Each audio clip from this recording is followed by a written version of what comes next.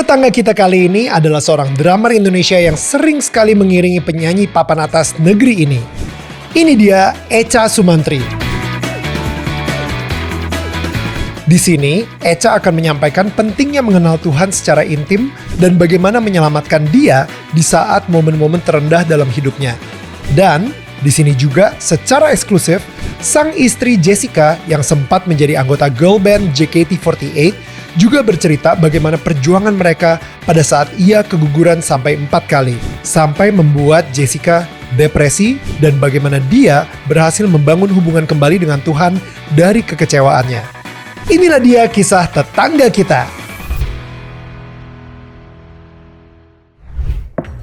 Hai, ini gue Daniel, tetangga kamu. Yuk kita mulai.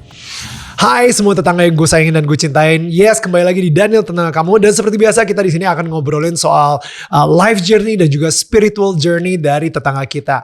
Nah, kalian bisa support kita kalau misalnya kalian suka banget sama values-values yang kita berikan, kita komunikasikan about the good values, about God values. Dan langsung aja klik tombol subscribe kalau misalnya kalian emang suka sama obrolan kita. Dan kalian bisa memberikan kita super thanks juga tuh yang ada hatinya di situ.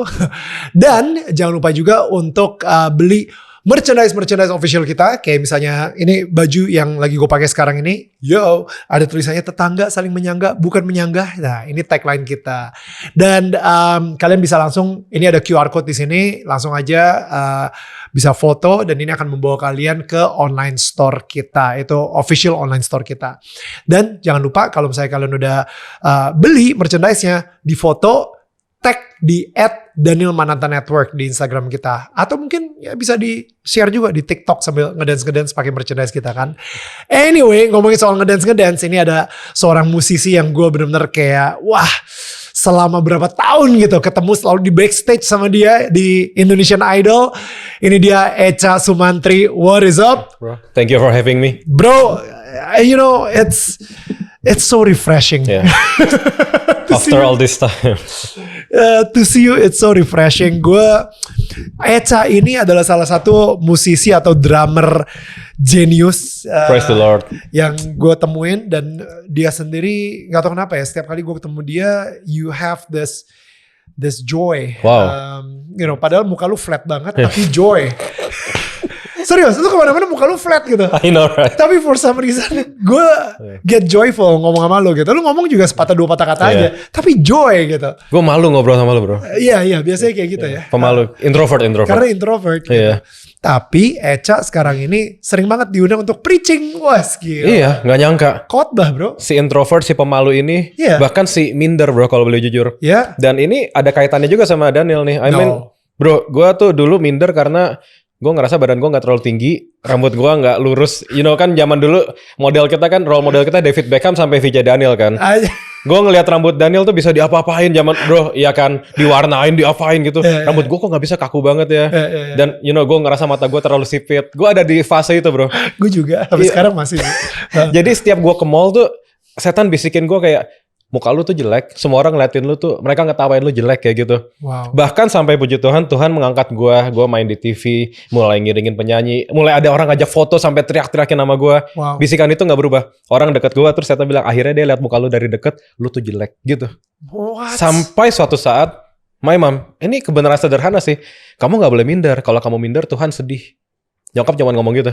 Dan ya mulai berubah. Itu bener sih. Kayak ternyata ketika kita minder, kita itu tidak, kita bilang sama pencipta kita, lu nyiptainnya salah sih lo. Lu gak cukup mahir gitu. Iya. Padahal semuanya udah sesuai dengan purpose-nya dia gitu. Bro. Mungkin kalau gue setinggi Daniel, gue sombong, bro. I know.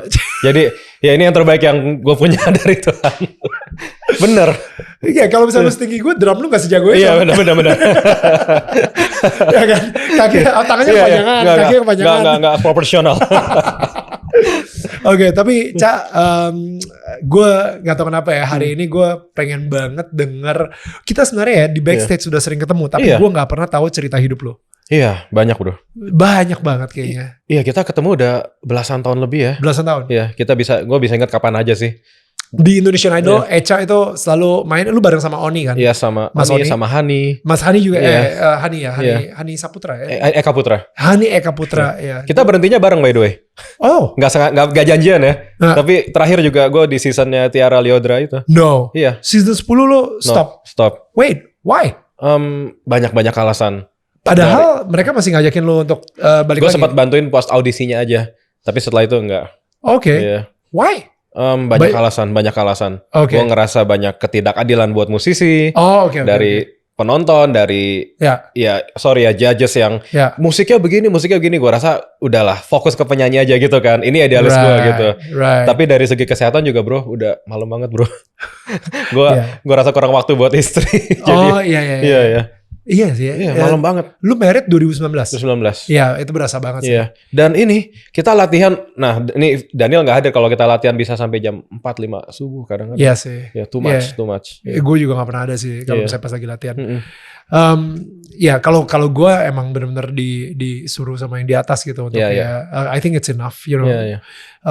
But gue berharap yang terbaik pastinya karena ini udah 20 tahun Indonesian Idol. I think makanya dengan host yang baru dan mungkin drummer yang baru juga.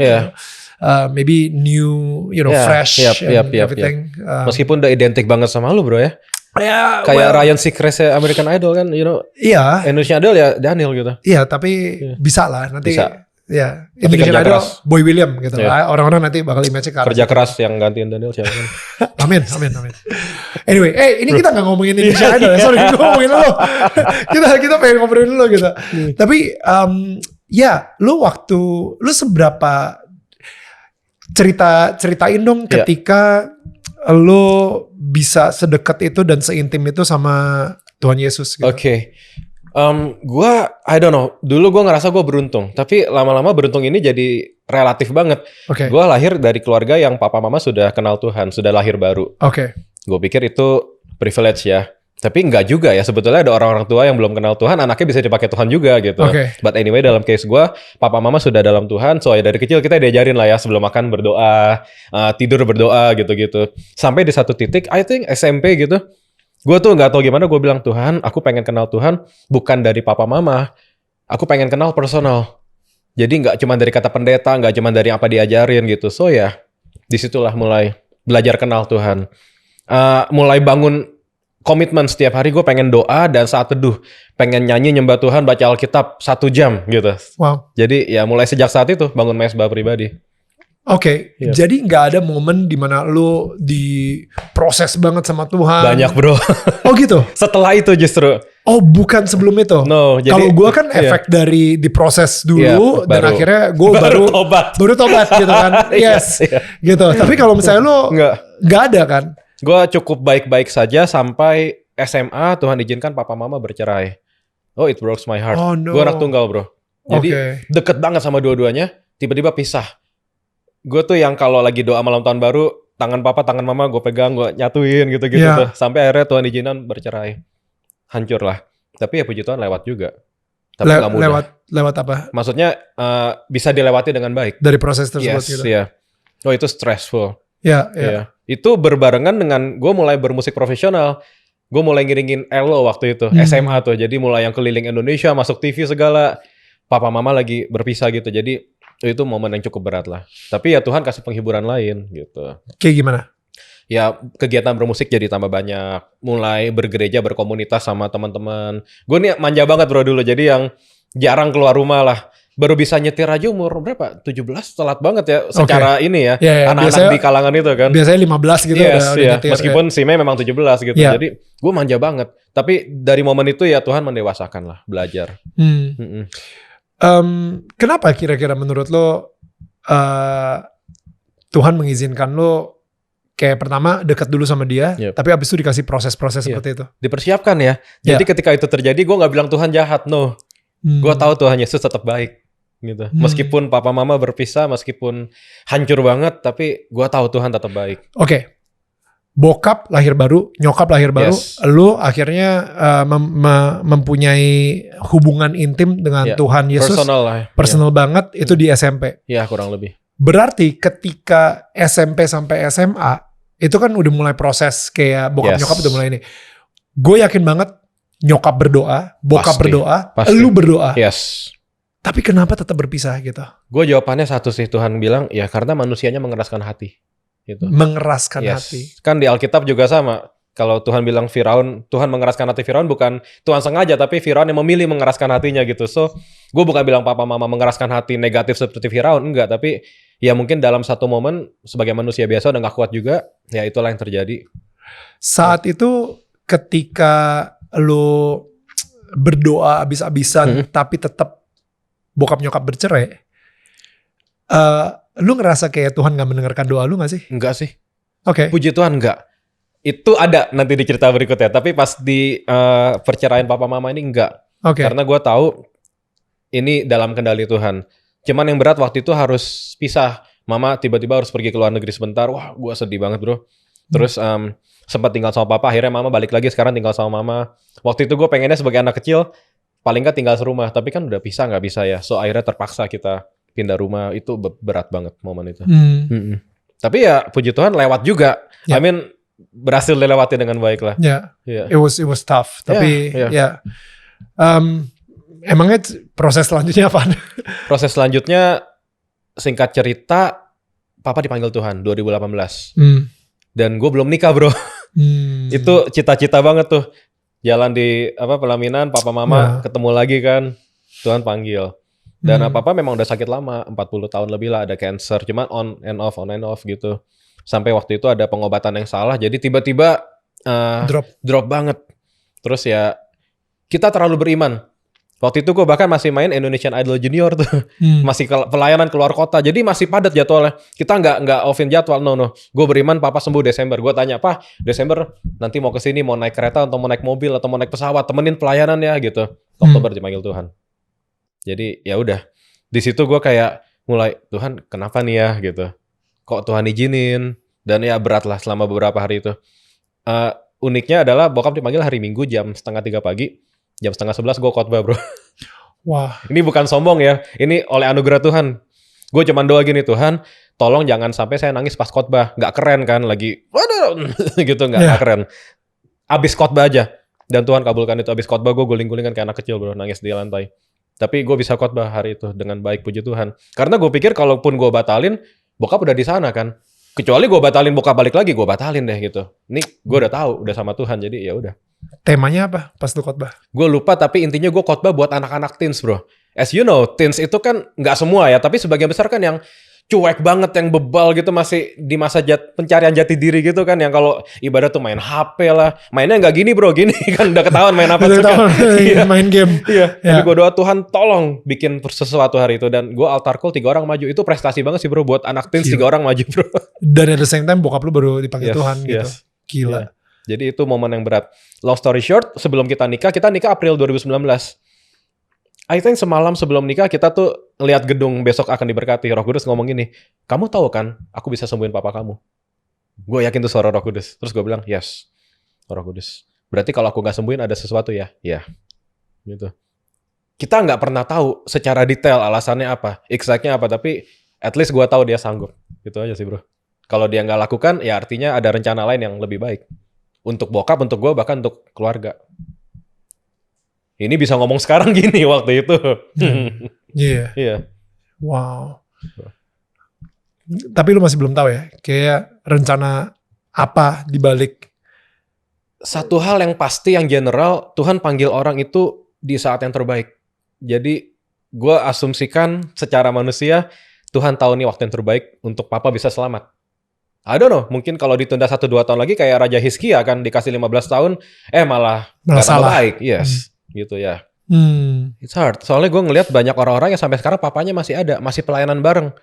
Kayak kemarin gue main sama Masa di MS di konser keluarganya, anaknya 2 sama dia sama Mbak Memes gitu. Gue dalam hati nangis bro. Aduh Tuhan, ngiri Tuhan, ngiri positif ya.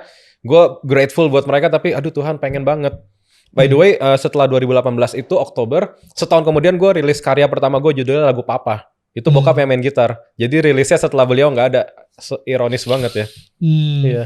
Gue pengen kasih denger, Pak, ini di digital streaming platform yang dengerin lumayan banyak lu, gue pengen kasih tahu gitu kan. Jadi kadang doanya Tuhan kalau boleh kasih tahu dong, Papa biar tahu gitu. Tapi kata Papa udah gak penting kali itu semua ya. Udah, I don't care katanya. Udah gak penting. Udah, lagi main gitar sama Daud kan. Baru gue pengen ngomong. Literally gue pengen ngomong. Bagusan gitarnya Daud ternyata. Iya. Tadi lu bilang kayak lu lagi suka preaching tentang apa? Jadi gue tuh, dulu kan kita ada Twitter sebelum jadi X bro ya. Iya. Again, gue nih orangnya sangat introvert, pemalu, kaku dulu, gagap ngomong. Gue cuma bisa ngomong kalau drum klinik. Itu pun gue banyakan main dibanding penjelasan. Tiba-tiba ada Twitter, itu gue suka share ayat firman. Suka share kata-kata yang Tuhan taruh di hati lah. Dan beberapa orang mengasumsikan si Echa bisa khotbah. Padahal enggak. Undangan mulai berdatangan. Dan gue belum sekolah Alkitab waktu itu bro. Oke, kalau youth gue terima deh. Beberapa gue terima, beberapa gue terima. Karena youth lebih gampang dibohongin. Yes. Enggak.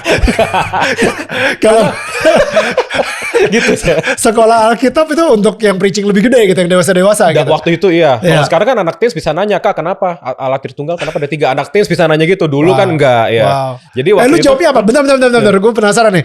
Jadi misalnya ada anak muda nanya sama lu gitu ya. Kenapa Allah Tritunggal? Kenapa Allah itu ada 3 gitu? Lu jawabnya apa? Sekolah Alkitab. Gue bilang ya itu 3 pribadi. Yang satu, gue mau mereka mengerti itu dulu aja. Jangan sampai mereka berpikir cuma satu kehendak. No, mereka adalah satu gitu ya, dengan fungsi masing-masing, dengan pribadi, dengan ciri khas karakter masing-masing, tapi tetap satu. At least mereka tahu dulu gitu. Kalau mereka tanya gimana, ya kita terbatas at the end sih bro. Kita nggak akan bisa ngerti, dan gue pikir bagus juga kita nggak ngerti, karena kalau kita ngerti Tuhan 100%, jadi sombong kita kan. Jadi nggak apa-apa gue menyembah Tuhan yang gue tidak mengerti 100%, yet gue percaya. Menandakan gue terbatas gitu bro. Wow. Yes. Ya, si teens itu terpuaskan nggak dengan jawabannya? Enggak sih, belum ada yang nanya kayak gitu. Cuman maksud gue asumsikan gitu. Karena mereka, jadi gini, dulu kan kita anak sekolah minggu, anak teens kalau kasih khotbah yang ringan-ringan. Daud versus Goliath, ya kan? Kalau sekarang mereka udah harus tahu tentang kekudusan bro. Jadi anak teens tuh stop ngomong gini ya, Kak firmannya terlalu berat. You guys tahu dosa yang lebih berat daripada yang kita tahu sekarang. Jendelanya udah terbuka banget. Mereka udah tahu sorry LGBTQ, mereka udah tahu semua hal itu. Jadi kalau khotbahnya cuma yang pengen tahu bahterahnu aja, kehidupan rohaninya nggak akan bertumbuh, dan setannya akan jauh lebih besar pengaruhnya daripada firman Tuhan gitu. Soalnya dari kecil mereka harus belajar tentang kekudusan. Apa yang lo omongin? So ya, gue selalu menekankan gini, kalau sama Tuhan Yesus harus kenal. I mean gini, nih Daniel saksinya, gue ngiringin ribuan penyanyi bro ya oleh anugerah Tuhan. Tapi gue nggak perlu kenal mereka lebih dalam. Misalnya gue kiringin Tiara gitu, gue nggak perlu tanya Tiara apa kabar keluarga kamu ya. Bukan nggak perlu gimana. I mean bukan urusan gue. Kita bermusik aja profesional. Mahal ini sama Rizky Febian gimana? No gitu. Gue main musik aja buat mereka. Tapi kalau gue main musik buat Tuhan, gue melayani Tuhan, gue harus kenal dia. Kalau nggak celaka gitu. Karena gue melayani pribadi yang pengen punya hubungan sama kita. So, ya kita sama Pak Jokowi, sama Pak Prabowo sekedar tahu aja. Tapi sama Tuhan nggak bisa cuma tahu, harus kenal. Kenal itu kan hubungannya dibangun bro. Kenapa harus kenal? Karena kita harus tahu isi hatinya. Kita harus tahu kita nih melayani tujuannya apa sih. Karena kalau kita nggak kenal Tuhan, dalam kasus gue main musik aja bro, main drum aja. Apa bedanya sama gue main di Idol, sama di The Voice dan lain-lain.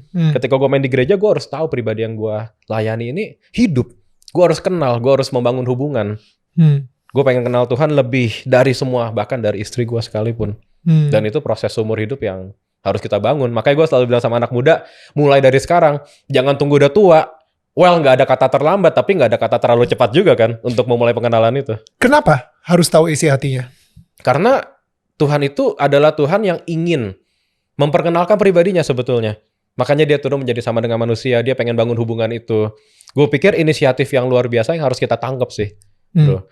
But however, urusan mendekat, kita yang mendekatkan. Yakobus 4:7, mendekatlah kepada Allah. Jadi artinya kita yang harus bangun inisiatif mendekat duluan. Maka ia akan mendekat kepada kita. Banyak yang pasif kan. Gue diamain nih, Tuhan deketin gue dong. Nggak sesuai Alkitab gitu kan. Jadi gue bilang sama anak-anak muda, bangun kebiasaan itu, baca Alkitab. Males, I know. Aneh ya, baca Alkitab 1 menit tuh ngantuk gitu. Drakor 16 episode habis sehari gitu kan. Tapi gue bilang, ayo. Gue dengar salah satu hamba Tuhan luar biasa, dia bilang, paksakan dirimu, disiplinkan dirimu. Jadi lagi nggak mau baca itu ya, mengekang daging tuh ya. Baca. Kalau gue sekarang puji Tuhan, gue baca at least Amsal setiap hari sesuai tanggal. Jadi baca, lama-lama kan rohnya terbangun. Makin kuat ya, lama-lama suka. Sampai jadi kesukaan. Itu yang Daud tulis tuh, titah-titahmu menjadi kesukaan. Gokil sih bro buat gue. Itu yang pengen gue bangun tuh. Kalau kita udah kenal, kita taat sama Tuhan tuh nggak cuman karena terpaksa. Jadi lu ke gereja bukan karena takut masuk neraka. Lu berhenti pornografi bukan karena lu takut dihukum, no. Lu berhenti semua itu karena lu cinta sama Tuhan. Dan gue pikir itu hubungan yang sehat banget ya. Kayak gue nggak selingkuh dari istri gue bukan karena gue takut dia marah, enggak. Karena gue sayang banget sama dia, ya kan. Jadi hubungan yang sehat sih. Ya. Iya. Dan itu dari pengenalan. Karena lu kayak seseorang yang jahat banget kalau misalnya lu menyakiti orang yang mencintai lu lebih dari apapun juga. So I think ketika kita merasakan cinta tersebut, kita justru pengen mencintai balik orang tersebut dengan taat. Iya kan Tuhan bilang kalau kamu mengasihi aku, kamu menaati segala perintahku. Selama ini kita berdebat kan, gue cinta Tuhan nih, gue pelayanan bla bla bla. Oh ya, that's good. Tapi yang paling penting tuh taatnya itu loh. Kan Yesus bilang kalau mengasihi taat, itu aja rumusnya kan. Itu yang gue masih belajar juga sampai sekarang, bro. Ya. Apa sih yang berubah di hidup lu? Maksudnya gini ya, orang-orang tuh mungkin sekarang ini kalau misalnya lagi dengerin lu kayak ya iyalah lu kan preacher of course gitu. Lu tugas lu harus tahu isi hatinya Tuhan. Emangnya untuk hidup mereka sendiri ketika mereka tahu atau mengenal Tuhan secara intim atau mengetahui isi hati Tuhan, apa yang bisa berubah dari hidup mereka gitu? Bro, Tuhan kan mati buat semua orang, bukan cuma buat preacher ya. Gue selalu ingat yang video lu sama istri yang lu nangis, lu mengingat pengorbanan Tuhan. Itu exactly yang gue rasakan. Gue tahu Tuhan mati in general buat semua orang, tapi kematiannya itu personal. Ketika dia mati, dia ingat tuh Daniel, Echas, every single name dia ingat itu. Gue percaya itu. Nanti gue akan tanya di surga, gue yakin itu. Jadi kematiannya itu personal buat kita. So atas dasar apa kamu ngerasa kamu gak perlu kenal Tuhan? Mungkin kamu bukan pendeta, mungkin kamu bukan gembala sidang, tapi kamu tetap anak Tuhan kan? Tetap hamba Tuhan. So ya kenalilah. Itu penting banget. Apa yang berubah dari hidupnya mereka ketika mereka mengenal isi hati Tuhan? Yang pasti mereka jadi ngerti purpose, tujuan mereka hidup. Karena sebelum kenal Tuhan pun kita punya tujuan, tapi biasa tujuan itu kan tergantung passion kita aja. Kayak misalnya gue passionnya main game ya, gue akan jadi gamers gitu. Tapi belum tentu itu yang Tuhan mau, atau bisa jadi itu yang Tuhan mau, kita nggak tahu kan. Ketika kita kenal Tuhan, kita tahu tujuan hidup kita dimurnikan motivasinya dalam melakukan apapun. Dan Tuhan akan pertemukan kita sama orang-orang yang tepat untuk memperluas kerajaan Tuhan. Dan itu hanya bisa terjadi dalam kedaulatan Tuhan aja. Karena kalau kita nggak kenal Tuhan kan suka-suka kita bro, mau ngapain aja. As long untungin buat gue, as long as duitnya banyak, gue ambil deh. Exactly. Tapi ketika lo kenal Tuhan, Tuhan kasih tahu lo prioritasnya ini. Bahkan buat gue percaya jodoh di tangan Tuhan bro. Bukan di tangan gue. Kan beda-beda ya. Gak apa-apa kita gak usah debat. Cuman gue percaya jodoh di tangan Tuhan lah. So Tuhan yang akan kasih buat gue. Oke, nanti kita akan ngomongin soal jodoh sih. Cuman ini penting ya. Pastinya gitu ya. Kenapa Tuhan memberikan lu Jessica gitu dan sampai diserang netizen juga gitu kan. Nah, itu nanti. Ini trending topik juga bro kalau gue bawa firman. Selalu ada yang nanya soal pasangan. Lagi bahas kekudusan apalah, pasangan aja yang ditanyain terus kan. Iya. Nah, sekarang kita mau balik lagi ke kekudusan gitu. Kekudusan. Kenapa anak muda harus menjaga kekudusan? Karena kekudusan itu bukan hanya untuk orang tua. Maksudnya banyak yang berpikir gini bro, gue main-main dulu sama dosa pornografi, gue gonta-ganti pasangan, gue cobain semua jenis perempuan, nanti pas gue nikah tobat gue. Asumsinya gitu kan. Tapi setan yang gangguin kamu di masa mudamu akan gangguin kamu juga di masa pernikahanmu kalau kamu gak usir dari muda gitu kan. So good. Banyak yang ngerasa pas gue nikah nih bebas gue dari pornografi, jadi ketika diberkati silahkan mencium pasanganmu, setannya pergi. Enggak bro. Data statistik mencatat banyak orang yang sudah menikah masih terikat pornografi kan bro. Gitu. Jadi kenapa anak muda harus hidup kudus? Karena satu itu perintah dari Tuhan. Kedua, semakin kamu kudus semakin kamu ngerti tujuan Tuhan buat kamu apa. Melayanimu akan semakin dipakai Tuhan gitu kan. Maksudnya gue gak menutup kemungkinan orang yang masih tidak kudus tidak bisa dipakai Tuhan. Tuhan dalam kedaulatannya batu aja bisa dipakai gitu kan. Tapi gue percaya semakin kita murni akan semakin luar biasa pemakaiannya bro. Oke. Sekarang nih misalnya ada anak muda yang lagi nonton lo, lagi nonton obrolan kita sekarang banyak gitu ya. Banyak banget pasti ya, karena fans lu kan anak-anak muda. Subscribernya banyak. Nah, anak muda, tapi dia sebenarnya udah sempat tidur sama pacarnya. Udah sempat tidur sama pacarnya, udah sempat melakukan hubungan seksual dan lain-lain gitu ya. Dan habis itu tiba-tiba dia kena banget nih. Aduh iya nih seharusnya gue hidup kudus nih. Gue sebenarnya pengen married sama si cewek ini, tapi gue udah nggak. Tuhan masih bakal kudusin pernikahan kita nggak ya? Atau gimana? Menurut lu gimana? Ya, bukan menurut gue sih. Menurut Firman, pertama setiap dosa ada konsekuensi nyata bertuai. So apapun yang Tuhan izinkan, terima itu, telan aja ya. Namanya bikin kesalahan, kan setiap dari kita kan punya kesalahan. Tapi kedua, Tuhan Yesus yang gue kenal juga adalah Tuhan yang gak mengungkit masa lalu. Gue selalu ingat perempuan yang ketahuan berzina itu kan. Ya. Tuhan cuma bilang, go and sin no more. Ya. That's it. Gue selalu tanya kalau gue khotbah, Yesus berhak gak khotbahin dia 1 jam? Udah gak ada yang tumpukin batu ya, sekarang kamu duduk dengerin saya khotbah. Bro, Yesus khotbah seharian gue dengerin sih bro. Berhak gitu. Tapi Yesus gak pernah mempersulit pertobatan kan. Ya. Udah, pergi, jangan berbuat dosa lagi. Ya. Gitu. Dan gue izin menyampaikan hal yang sama buat teman-teman. Kamu sudah tahu itu dosa, bertobat, minta ampun, akui, jangan berbuat dosa lagi. Udah. Jadi buat semua yang lagi dengerin sekarang ini, ide aja gitu ya. Ide aja. Kalau misalnya lu benar-benar kayak ke convicted gitu dari Roh Kudus untuk bilang kayak ini message buat lo. Ya udah, nanti kan ada nih waktu di mana lu bakal menikah. Mungkin setahun lagi atau 2 tahun lagi. Ya udah, selama 2 tahun itu coba deh berdua benar-benar hidup kudus sampai nanti menikah gitu. Kayaknya akan ada bedanya deh. Pasti. Dan ketika lu tobat kayak tadi Echa bilang, udah dosa yang sebelumnya itu kayak dilupain sama Tuhan, tapi benar-benar tobat ya.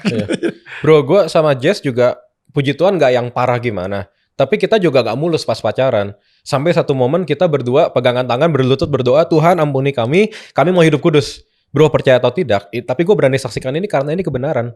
Kita sejak saat itu hidup kudus. Dan ini yang mungkin sebagian orang agak sulit percaya, tapi bro, nafsunya hilang. Wow. Jadi kita berduaan, kita nggak bikin apa-apa. Wow. Itu kalau Roh Kudus sudah intervensi kayak gitu tuh. Karena gue percaya gini sih, ketika kita bilang kuduslah kamu sebab aku kudus, itu tuh perintah bukan cuma opsi, dan ketika itu perintah di Alkitab, pasti bisa dilakukan. Memang sulit, tapi nggak mustahil. Kan setan kebohongannya itu mustahil lu bisa hidup kudus. Tapi kan udah jadi perintah di Alkitab. Jahat sekali Tuhan kalau membuat perintah yang kita nggak bisa taati kan. Wow. Tapi kan ada Roh Kudus yang mampukan, jadi nggak mustahil.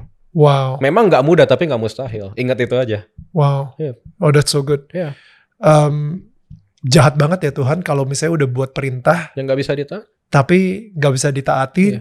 Makanya dia kirim Roh Kudus gitu supaya kita bisa. Ini semua pekerjaan Roh Kudus. Kitanya mau taat atau enggak itu aja. That's so good. That's really good. Gue sering ngomong gini bro, kayak kak, gue nggak sengaja tidur sama cewek gue, come on, nggak sengaja gimana sih, bro? Kebayang kan, prosesnya tuh setengah jam at least ya. Nafsu dulu nih, lu WhatsApp cewek lu kan, gue pengen nih jalan dulu naik motor, naik mobil ke kosan, ke mobil, itu udah 15 menit sendiri tuh, 20 menit. Buka baju dulu segala. Selama proses itu kenapa nggak Tuhan tolong saya? Iya kan? Minta tolong dong. Iya dong. Aduh, nggak sengaja. Nggak sengaja gue nonton pornografi. Enggak lah. Nggak mungkin. Nonton pornografi. Oke, masuk ke VPN dulu. Nggak sengaja nih. Iya, gue selalu bilang anak-anak sekarang tuh kritis dan pinter. Come on, ayolah. Iya, oke. Jadi minta Roh Kudus atau minta Tuhan untuk memampukan lo gitu ya. Dan pasti bisa. Memampukan lo. I love that. Itu hidup kudus. Ya, tadi kita berarti udah ngomongin tentang 2 hal gitu. Lo mengenal dan sebisa mungkin hidup kudus gitu. Menurut lo, kenapa harus hidup kudus dan bukan hidup sebagai orang baik aja? Misalnya kayak gini. Gue nggak perlu hidup kudus. Gue udah baik sama orang bro. Gue ada orang mau pinjem duit, gue pinjemin. Gue ngeliat pengemis, gue kasih gitu kan. Dan habis itu gue adalah orang baik gitu. Ya pasti gue masuk surga anyway kan. Tapi kayak kenapa Tuhan memanggil kita lebih dari cuma sekedar menjadi orang baik, menjadi orang kudus gitu.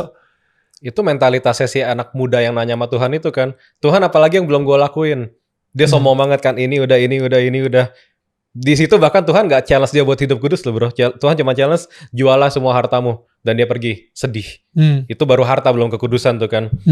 Kalau ada yang nanya kenapa hidup baik aja gak cukup, karena Tuhan kita adalah Tuhan yang adalah jalan, kebenaran, dan hidup. Yesus bukan cuma jalan kebaikan, sayangnya. Wow. Jadi banyak yang bilang, perbuatan baik cukup, itu ayatnya di mana bro? Kain kotor kan perbuatan baik kita. Dan anyway gini, oke, maybe menurut lo baik, tapi baiknya tuh tolok ukurnya dari mana sih? So good. Ya kan, kalau firman Tuhan tuh nggak cuma baik loh, benar. Ya kan? Hendaklah perbuatan baikmu sampai memuliakan Bapa di surga. Artinya perbuatan baik yang bisa nembus surga tuh yang benar, yang bisa memuliakan Bapa tuh yang benar. gitu. Karena kalau cuman baik bisa aja, bro gue judi online tapi gue perpuluhan kok. Baik kan. Ya. Gue pacaran lebih dari 2-3 orang gue pacarin tapi masing-masing keluarganya gue nafkahi. Baik juga gitu kan. Tapi kan itu tidak baik di mata Tuhan. So ya bro, gue percaya hidup ini bukan menurut gue tapi menurut firman. Karena kalau menurut gue, kita akan berantem terus kan. Menurut saya gini, enggak. Menurut gue gini, menurut keluarga gue, menurut culture, prinsip tradisi keluarga gue ini, enggak. Stop lah, menurut firman aja udah. Karena firman Tuhan kebenaran, dan kebenaran yang akan memerdekakan kita dari berbagai pandangan yang salah itu. Wow. So ya, gue rasa kita nggak perlu banyak berdebat, karena menurut firman, that's it. Ya, gue barusan dapat kayak kebenaran atau kebaikan. Yes. Yang lu pilih yang mana, Yes. gitu. Karena gue punya contoh, kemarin baru gue ngobrol sama temen gue gitu. Gue bilang kayak, kadang-kadang yang kita anggap baik, itu bukan jalan Tuhan. Yes. Misalnya, gue pernah gitu ya, kayak ada temen gue mau minjem duit sama gue, dan habis itu gue kesian. Karena gue kesian, gue pinjemin duit. Yep. Dan habis itu Roh Kudus kayak bener-bener galak tuh di hati gue. Yeah. Loh, kok lu pinjemin duit? Siapa yang suruh? Siapa yang suruh? Lu nggak nanya gue dulu gitu. Lu nggak nanya Tuhan dulu, nggak konsultasi sama Tuhan dulu untuk minjemin dia duit atau enggak gitu. Pertama, duit itu bukan milik Daniel, duit itu milik Tuhan. Wow. Kedua, Yes. kalau misalnya lu pinjemin dia duit, berarti lu yang jadi juru selamat. Tadinya gue lagi bikin sebuah hubungan nih antara dia yang lagi membutuhkan duit banget sama gue yang sebagai juru selamatnya dia. Yep. Tapi sekarang kenapa Daniel yang jadi juru selamatnya dia? Gitu. You know what? I might do something good, but it's not God. Yes. Itu Yep. gila sih. Itu Yep. benar-benar kayak sesuatu yang membuat kepala gue lumayan pusing gitu. Kayak, oke, kebaikan atau kebenaran gitu. Jadi benar-benar you have to really punya keintiman tadi itu, kenal Tuhan dan lain-lain, dan berusaha hidup kudus dari segi ya diingetin lagi, kita bukan pemilik apapun. We're the owner of nothing. Yep. You know, kita bukan pemilik apapun dari dunia ini, tapi kita adalah manajer dari semuanya yang ada di dunia ini. Wow. Bahkan apapun yang sekarang ini Tuhan titipkan ke kita manage Kelola, itu. iya. Ya, kita kelola gitu. Yep. Bro, gue ingat yang Yesus memarahi Petrus itu kan. Oh iya. Pergilah iblis gitu. Itu baik banget yang Petrus bilang kan, Tuhan jangan sampai mati, kurang baik apa. Tapi itu nggak benar. So ya, gue berdoa kita bisa mengejar kebenaran instead of cuman kebaikan. Iya. Karena kalau baik, orang nggak perlu kenal Tuhan buat baik bro. Tapi benar itu. Karena banyak orang yang kecewa sama agama. Oh ya. Sehingga mereka bilang, mendingan gue jadi orang baik daripada menjadi orang beragama dan kayak lo. Kayak gitu misalnya. You know, dan itu kayak, oh wow, you know, that's sad gitu ya. Jadi kebanyakan orang meninggalkan Tuhan karena orang-orang yang beragama ini kayak merepresentasikan Tuhan dengan sangat negatif gitu. Jadi akhirnya banyak orang bilang, udahlah mendingan gue jadi orang baik aja. Udahlah jadi baik, karmanya juga bagus. Semesta ini mendukung gue. Dan akhirnya semesta tuh gak punya kuasa bro. Iya, pencipta semesta yang punya kuasa. Iya, makanya anak-anak muda stop ya. Semesta mempertemukan omong kosong. Gak usah gini, puitis boleh, bodoh jangan gitu. Sorry ya. Wow. Bro, udahlah, maksud gue firman Tuhan tuh kebenaran. Di luar itu udah salah itu aja. Gue sederhana aja hidupnya bro. Oke. Iya. Banyak kebaikan, banyak motivasi, tapi semua harus tunduk sama kebenaran firman Tuhan. Di luar itu udahlah. Ya, kalau enggak kita capek. Kita jadi kombinasikan firman sama kepercayaan, sama tradisi. Jadi capek bro. Sedangkan firman Tuhan itu murni. Dia perisai bagian berlindung. So ya, berlindunglah. Instead of berusaha mengubah firman, kita berlindung aja di bawah firman. Wow. Iya.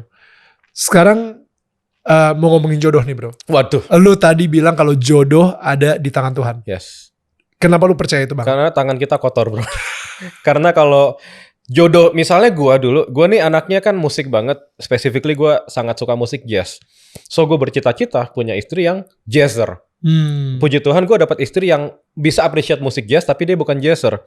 Dan setelah gue renungkan, itu baik bro. Karena kalau misalnya gue ketemu jazzer, gue sayang, gue suka sama dia, mungkin yang bikin gue suka sama dia karena musiknya bro, bukan pribadinya. Wow. Jadi gue bisa bilang sekarang gue lebih sayang istri gue dibanding musik jazz. Itu contoh sederhana aja bro ya. That's dari keterlibatan intervensi Tuhan gitu. Jadi ya gitu bro. Gue nyesel kenapa gue gak sabar menunggu waktu Tuhan. Karena you know, duit kebuang, waktu kebuang, memori kebuang. Kalau putus kan capek banget ngapus-ngapusin tweet, Insta, Pad zaman dulu masih ada kan, capek bro. Jadi seandainya gue bisa bersabar, cuman ya manusia ya pengen punya chinlock dikit gitu, nyesel. Ya. Jadi ketika lu sadar bahwa jodoh di tangan Tuhan tuh seperti apa? Seperti gue tidak bisa bilang ini jawaban valid buat semua orang. Tapi yang gue alami, jalannya terbuka aja. Jadi papa mama tiba-tiba merestui dengan sangat terbuka. Terus dari gue pribadi, kehidupan rohani gue bertambah maju, pelayanan gue bertambah maju, pekerjaan gue bertambah baik gitu. Jadi gue ngelihat ini seseorang yang bisa membawa pengaruh yang sangat baik, yang benar buat gue gitu. Bentar. Tapi pertama kita rewind dikit deh. Yes. Lu ketemu Jessica pertama kali itu di mana? Di Twitter bro. Iya. Kita pengennya kan lagi di gereja altar call jatuh bareng terus lihat kanan kiri gitu. Sayangnya nggak bisa bro. Jadi nanti mungkin kalau ada kesempatan bisa tanya. Dia tuh kan JKT48 waktu itu dia bikin band. Nah dia nih tanda kutip tumbalnya harus main drum. Karena di JKT nggak ada yang bisa main drum. Dia sebetulnya major instrumennya piano. Cuman piano waktu itu udah ada, jadi dia main drum. So dia carilah beberapa nama drummer yang bisa dijadikan referensi. Ini dia cerita sendiri. Gue follow lo karena gue pengen belajar drum. Tapi kok yang gue dapat ayat firman Tuhan, dia bilang gitu. Jadi ya udah. Singkat cerita kita mulai bercanda lah. Gue mulai ngebully dia soal pianonya dia yang fales karena kebanjiran. Jadi dia suka main piano terus pianonya fales. Gue tau lah fales gitu kan. Gue bully gitu terus dia bete dibully. Akhirnya ya gue ajak ketemu ngobrol-ngobrol gitu ya udah. Oh tapi sebenarnya tadinya nggak ada niat untuk nggak juga untuk jadian gitu. Maksudnya nggak ada niat untuk ngejar gitu. Bro, gue nggak mau jadi orang norak ya. Cuman gue jarang punya followers yang 200.000 lebih followers ya. Tiba-tiba dia nge-follow akun Cetang Biru. Gue pikir kepencet kali nih. Siang gue diemin sampai malam. Oh kok masih follow? Ya udah gue follow back deh gitu bro. Gue nggak tahu soal JKT48. Gue nggak banyak tahu. Lu nggak pernah ngiringin JKT juga? Belum, waktu itu belum pernah. Ya jadi ya udah. Ya itu ya jodoh di tangan Tuhan ya. Kita nggak ada koneksi, kita nggak ada mutual friends gitu, nggak ada. Ketemu. Jadi ya udah. Pas ketemu, abis itu gue lagi pengen tahu gitu ya. Bagaimana seorang anak muda bisa berserah sama Tuhan soal jodoh? Gue waktu ketemu Jess, gue nggak berpikir dia jodoh dari Tuhan. Gue cuman suka fisiknya aja. Terus ya udah kita ngobrol. Gue makin lama tahu dia cinta Tuhan. Tapi waktu itu dia lagi agak jauh dari Tuhan karena pergaulannya jelek. Tapi gue tahu deep down inside anak ini cinta Tuhan gitu. So itu lampu kuning lah buat gue. Karena seiman, at least iman gitu kan. Tapi pacar-pacar lu yang 25 sebelumnya itu juga seiman juga kan? Ada beberapa yang enggak sayangnya. Makanya sekarang gue berani sekali memberitakan firman pacaran harus sepadan. Karena gue sudah ngalamin bro. Gue tahu tidak semudah itu untuk bisa lepas, yet gue harus lebih taat sama firman gitu. Jadi ya akhirnya pas ketemu nih seiman, oke lah ini dari Tuhan nih. Salah satu indikasinya gitu. Jadi ya kita coba jalanin. Sempet bergumul juga, sempet yang berapa hari nggak WhatsAppan, drama juga sempet ada lah. Tapi akhirnya oke. Dan ketika akhirnya kita jadian, gue pertama kali dengar seumur hidup ada cewek ngomong gini, kalau kamu mau sama aku maunya serius ya. Gitu. Aku maunya kita punya komitmen. Bro, gue nih orang tua kan bercerai. Dan gue nggak bermaksud jadi playboy gimana, tapi gue orangnya lumayan bosenan dan kayaknya nggak siap berkomitmen. So waktu itu pernikahan tuh bias banget. Tiba-tiba dia ngomong kayak gini, gue duas nikah nih ya. Dan gue nih orangnya sangat suka belanja alat musik. Jadi gue nggak nabung waktu itu. Tiba-tiba pas Jas ngomong gitu, oke, gue harus nabung nih. Harus siap-siap nih mental semua. Agak telat, tapi oleh anugerah Tuhan, puji Tuhan bisa juga. Kalau gitu kita ajak Jess masuk untuk ngobrol sama kita kali ya. Dan sekarang ini sudah ada twing muncul Jessica. Hai. Sorry. Jessica Sumantrika. Jessica Fania Wijaya sebetulnya. Tapi ya udah ya karena menikah. Jadi Jessica Sumantri. Iya betul. Kita ambil Sumantrinya. KTP diganti atau kayak enggak SIM sih. segala? Kayaknya belum bisa ya. Indo tuh kayak belum bisa ya. Bisa. Iya tolong gantiin dong. Masih proses kali. Belum bisa soalnya. Kalian udah married 5 tahun kan? 5 tahun. 5 tahun tapi masih belum ganti nama gitu. Iya. Tolong diganti ya. Masalah aku nggak tahu caranya. Kalau tahu juga udah aku ganti. Instagram udah yang penting. Instagram udah. Itu lebih penting dari KTP. Iya betul. KTP hanya papa mama saja yang tahu ya. Itu legacy dari bapak gue. Kalau mau terbang di bandara. Viola aja udah ganti nama Viola Mananta gitu kan. Dia bisa nyebut Mananta gak bro? Bisa. Iya. Mananta gitu. Mananta. Oh, iya. Enggak, tapi sebenarnya Mananta itu ternyata nama Itali. Oh. Jadi bokap gue kan Chinese. Ketika dia harus ganti dari 3 nama ke nama Indonesia, dia lagi baca bukunya judulnya pokoknya adalah buku mafia gitu, Gokil. tentang mafia Itali gitu. Gokil. Dan di situ ada namanya karakter yang dia suka banget, Don Mananta. Oke. Oh, I see. Suka banget dia masih karakter Don Mananta ini. Akhirnya ya udah dia ganti nama jadi Doni Mananta. Oh gitu. Lucu banget. Yoi. Gitu ya? Nah jadi dan menariknya gue akhirnya married sama Viola, dan Viola ini bokapnya setengah Sicilian. Wow. Oh, wow. Dan Viola pas begitu nyampe ke Sicily balik lagi gitu, abis itu dibilang kayak married sama, jadi sekarang namanya Viola Mananta. Orang Sicilinya nggak ada masalah untuk ngomong Mananta Wow. gitu. Jadi Oh, pelafalannya I itu see. it's Iya. familiar banget. Sih, Menarik ya? jodoh di tangan Tuhan kan. Jodoh di tangan Tuhan. Kalau tangan kita mana bisa bikin skenario sekeren itu, bro. Yoi. Tangan kita bau. Balik lagi. Sama lah dia ngomongnya gitu. Sama. Padahal tadi gak ada. Iya, Iya sama ya. Nah, Sama. tangan dia kotor gitu kan Sama. kalau ini ngomong. Jodoh. Anyway, Jodoh. Jess, Yes. I want to get to know you better. Gimana cerita lo akhirnya bisa ketemu Tuhan Yesus gitu, dan apakah itu pas lagi di JKT atau Oh. sebelum JKT atau gimana tuh? Oke, sebenarnya dari kecil udah Kristen gitu Oke. kan, karena papa mama ya udah Kristen gitu kan, jadi lahir oe haleluya gitu kan, itu Right. udah otomatis lah gitu. Oe haleluya. Haleluya ya, kita udah bukan oe lagi, haleluya kita. Terus abis itu memang nggak yang sampai intens banget mengerti tentang kekristenan dengan benar gitu, karena memang anaknya suka aja sekolah minggu kan banyak teman, dapat jajan gitu-gitu, udah selesai. Sampai akhirnya justru pertemuan dengan Tuhan yang benar-benar bertemu itu waktu di JKT48 gitu. Jadi waktu di JKT itu kan memang jadwal padat ya. Kita nggak ngomongin JKT-nya lah ya, namanya dunia entertainment ya Pasti gimana padat, sih? Ya kan ya. pasti padat gitu. Karena harus dijelasin nih, kalau enggak ntar ada yang salah. Ini JKT ya yang bikin lo gini, enggak gitu. Karena memang dunia entertainment padat, dan waktu itu masih SMA gitu loh. SMA 1 udah mulai masuk ke JKT gitu. Jadi memang lagi di zamannya harus sekolah, bener-bener ngatur jadwalnya sekolah, tapi juga harus latihan juga, harus syuting juga. Terus bisa tiba-tiba kita terbang ke Jepang gitu. Jadi kayak chaos lah jadwalnya. Nah di sana akhirnya yang anak yang setiap hari Minggu itu ke gereja, mulai kan Minggu gak ke gereja kan gitu, karena jadwal sampai hari Minggu tuh ada gitu. Akhirnya mulai kayak dimulai dari kebiasaan yang hilang. Ih kok aneh ya gue setiap Minggu ke gereja, sekarang gue gak ke gereja nih. Mulai abis itu akhirnya izin, boleh nggak saya setiap Minggu di jam-jam khusus gue kabur deh ke gereja gitu. Waktu itu kan memang teater kita ada di FX, jadi paling deket ke Senayan City gitu. Jadi ngabur ke Senayan City, gereja di sana apa segala macem. Walaupun waktu itu kayak gue nggak tahu lagi di gereja dapet apa gitu, karena ngantuk, capek kan dari pagi kita kerja segala macam. Jadi di gereja udah cuman gini. Cuman waktu itu yang goalnya adalah gini, yaudah yang penting gue ke gereja deh, udah itu dulu. Absen gitu kan. Sampai akhirnya waktu itu pendetanya ngomong gini, siapa di sini yang setiap hari baca Alkitab, angkat tangan. Jemaat angkat tangan dong. Lah gue gak angkat tangan. Gue diem aja. Terus ini diem aja tuh karena lagi tidur atau? Iya tuh.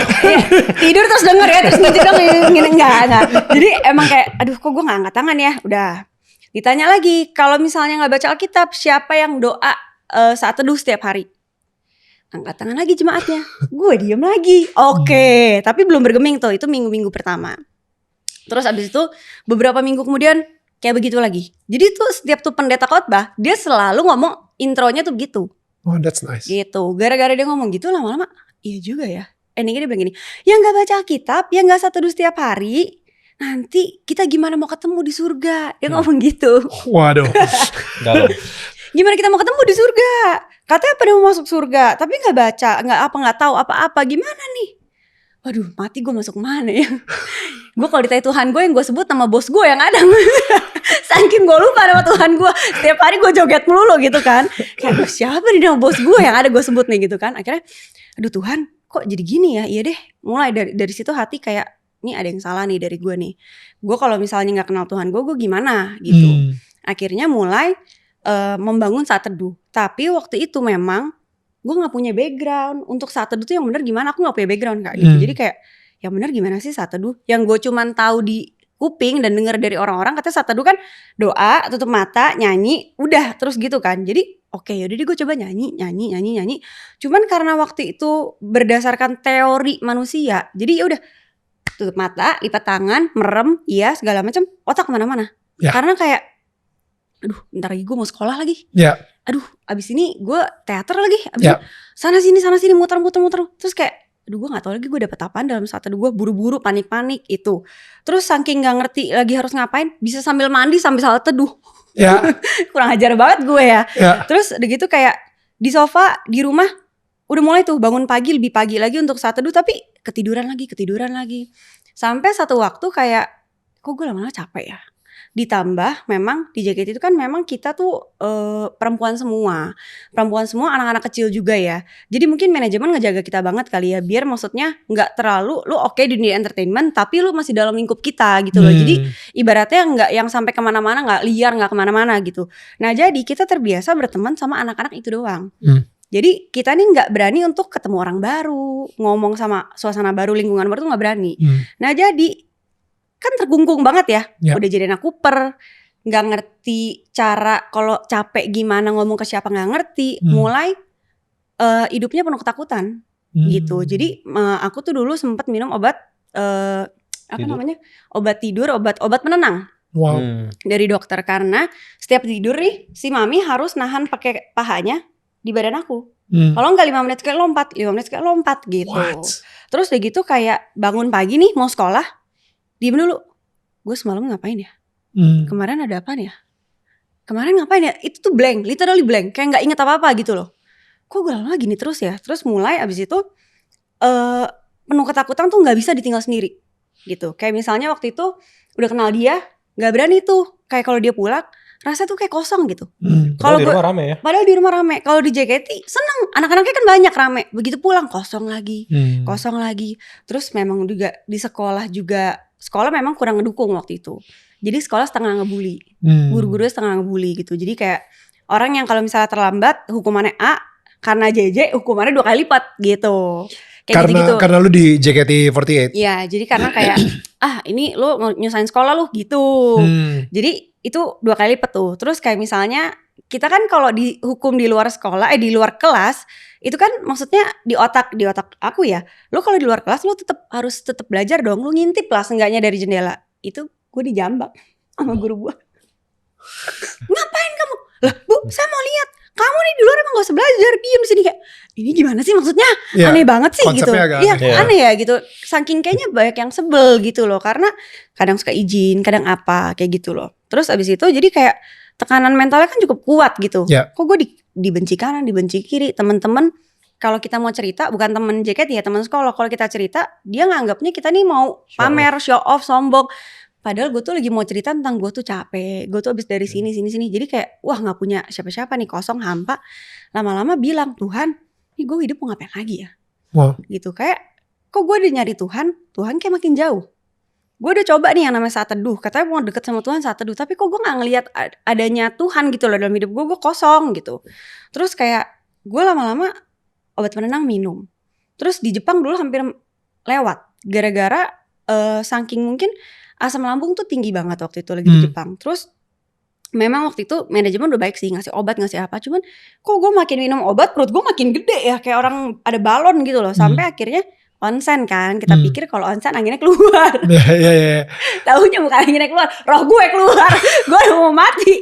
Lu mau mati di onsen? Mau mati. Jadi abis dari onsen itu tiba-tiba kok kepala gue kelayangan ya. Tunggu. Mungkin kepanasan kali, bangun, keluar ke tempat bukan istirahat ya, dia kan ada tempat ganti bajunya. Ke tempat ganti baju, tiba-tiba kok gue ngeblank nih. Terus orang Jepang juga tega banget lagi, gue minta tolong gak ada yang mau nolongin. Mungkin takut kali, karena tiba-tiba kita gini, jadi pada kabur orang-orang. Terus tiba-tiba ngeblank, jebret, hilang jatuh, udah gak ada kesadaran. Terus cuma denger bunyi nying, udah. Terus kayak wah mati nih gue di negara orang. Udah, terus cuma bilang Tuhan kalau saya harus mati, harus meninggal, ya udah mau ngomong apa lagi. Tapi tolong kasih kesempatan saya 1 kali lagi energi buat saya tepok itu pintu, biar pintu onsen kebuka, biar orang tahu kalau saya ada di sini gitu.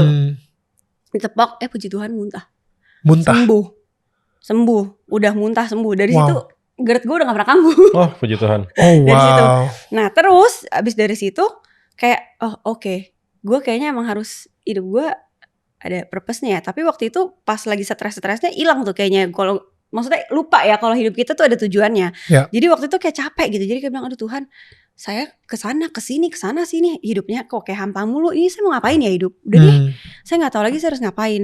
Cuman satu kalimat aku ingat banget waktu itu di kamar doa. Aku cuma bilang gini, Tuhan gini, saya gak ngerti caranya berdoa kayak gimana. Saya gak ngerti caranya saat teduh kayak gimana. Makin saya doa makin kesana jauh. Tapi saya cuma bilang gini deh, saya capek. Saya mau jadi keset kaki Tuhan aja. Jadi Keset kaki. keset kaki Tuhan. Saya mau jadi apa aja. Yang penting saya sama Tuhan Yesus. Jadi keset kaki juga saya mau. Yang penting hidup saya buat Tuhan Yesus. Dari situ itu kalau ngomong-ngomongnya Eca gini, makanya kalau doa dipikir. Karena langsung dijawab sama Tuhan. Jadi keset kaki tuh langsung dijawab. Jadi abis itu jadi keset kaki pun saya mau. Terus nangis. Tapi ya lucunya, itu doa kan mau jadinya jadi keset ya, jadi bagian terendah. Tapi itu hidup tuh beban kayak hilang loh. Kayak 100 ton tuh diangkat gitu. Kayak hidup tuh kayak langsung sukacita. Langsung. Begitu lu doa langsung. Langsung, itu langsung. Karena berasa banget hidup tuh kayak berat, capek, kopong, kosong. Itu kayak bless, hilang. Kayak oh my god, kok gue tiba-tiba ngerasa enak ya, tenang ya.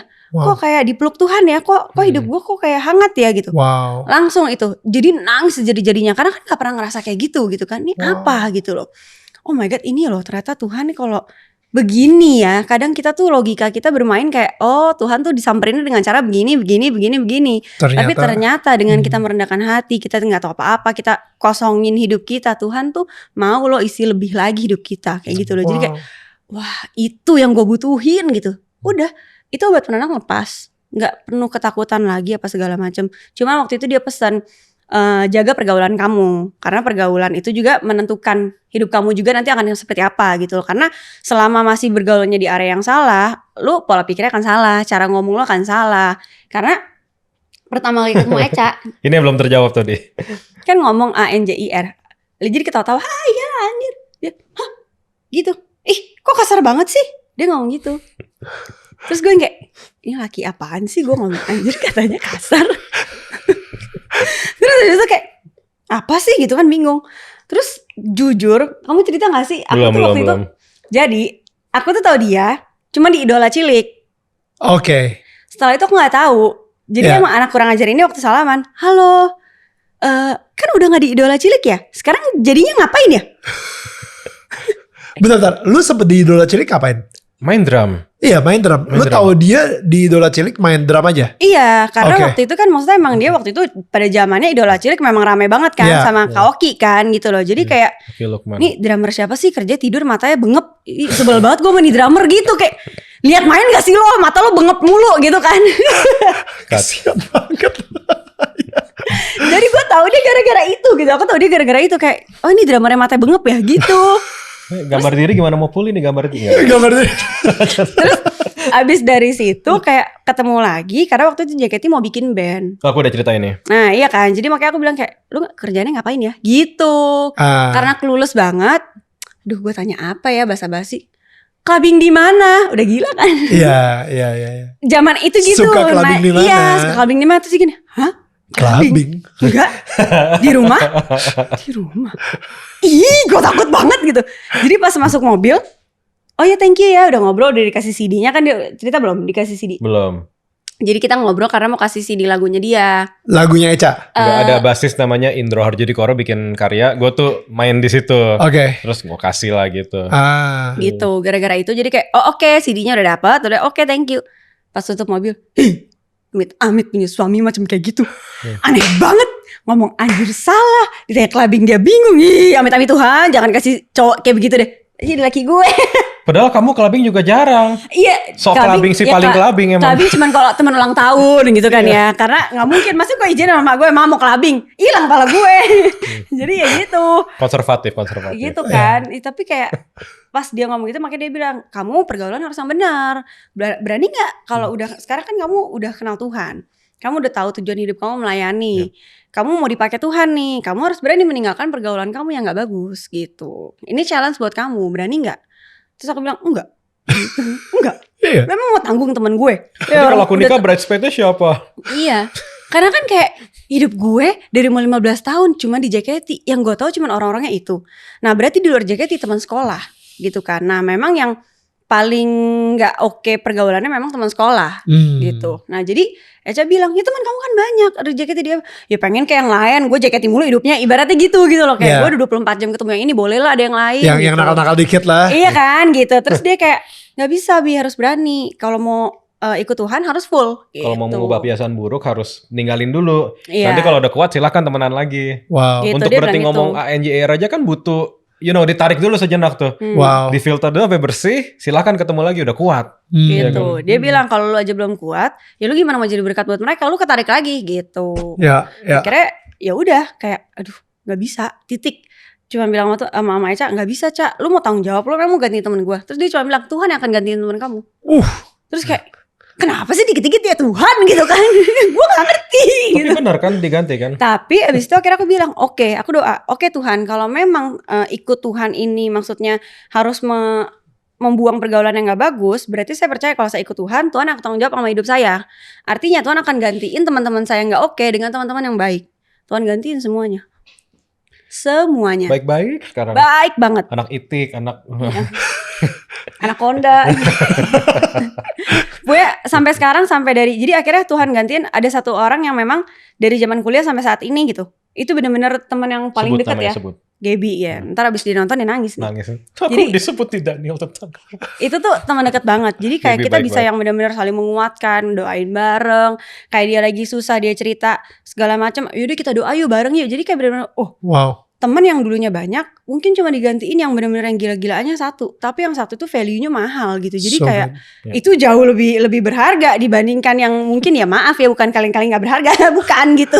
Ya. Maksudnya nggak membawa yang baik juga untuk aku, Tuhan Ya. gantiin yang benar-benar berharga banget gitu loh. Lu jatuh cinta sama Eca kapan? Maksud gue Tuhan amit-amit jangan sampai punya laki kayak dia gitu sampai akhirnya lu jatuh cinta sama Eca itu kapan? Naksir duluan ya. Lu kapan ya? Itu kayak berjalan lama-lama Iya. karena berjalan dengan waktu sih. Karena waktu itu dia kayak jatuhnya kayak mentor kan, gitu. Oh, mentor drum. Ya enggak, mentor rohani. Oh. Drama gue gak pernah diajarin sama dia. Jadi mentor dalam ketuhanan gitu atau mentor Ketuhanan Oke. Yang Maha Esa.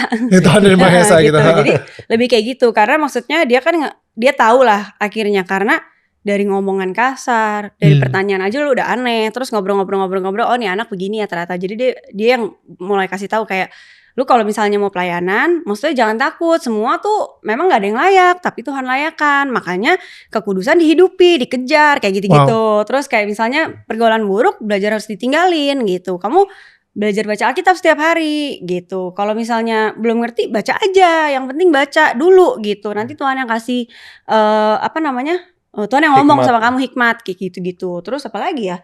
Ya cukup banyak sih, tapi abis Dan itu di situ lu mulai jatuh cinta gitu. Kayak wow, Tuhan akhirnya iya. kok jadi Jadi awalnya lebih ke gini, jatuh cintanya lebih ke oke, gue merasa orang ini bisa mengubah gue dan bisa mendekatkan diri ke Tuhan, tapi dengan yang benar ya. Kan ada orang iya gue deketin diri ke Tuhan sih gara-gara dia, tapi sebenarnya masih ya Nah, begitu ya gitu. ya. Ini benar-benar dia keras banget gitu.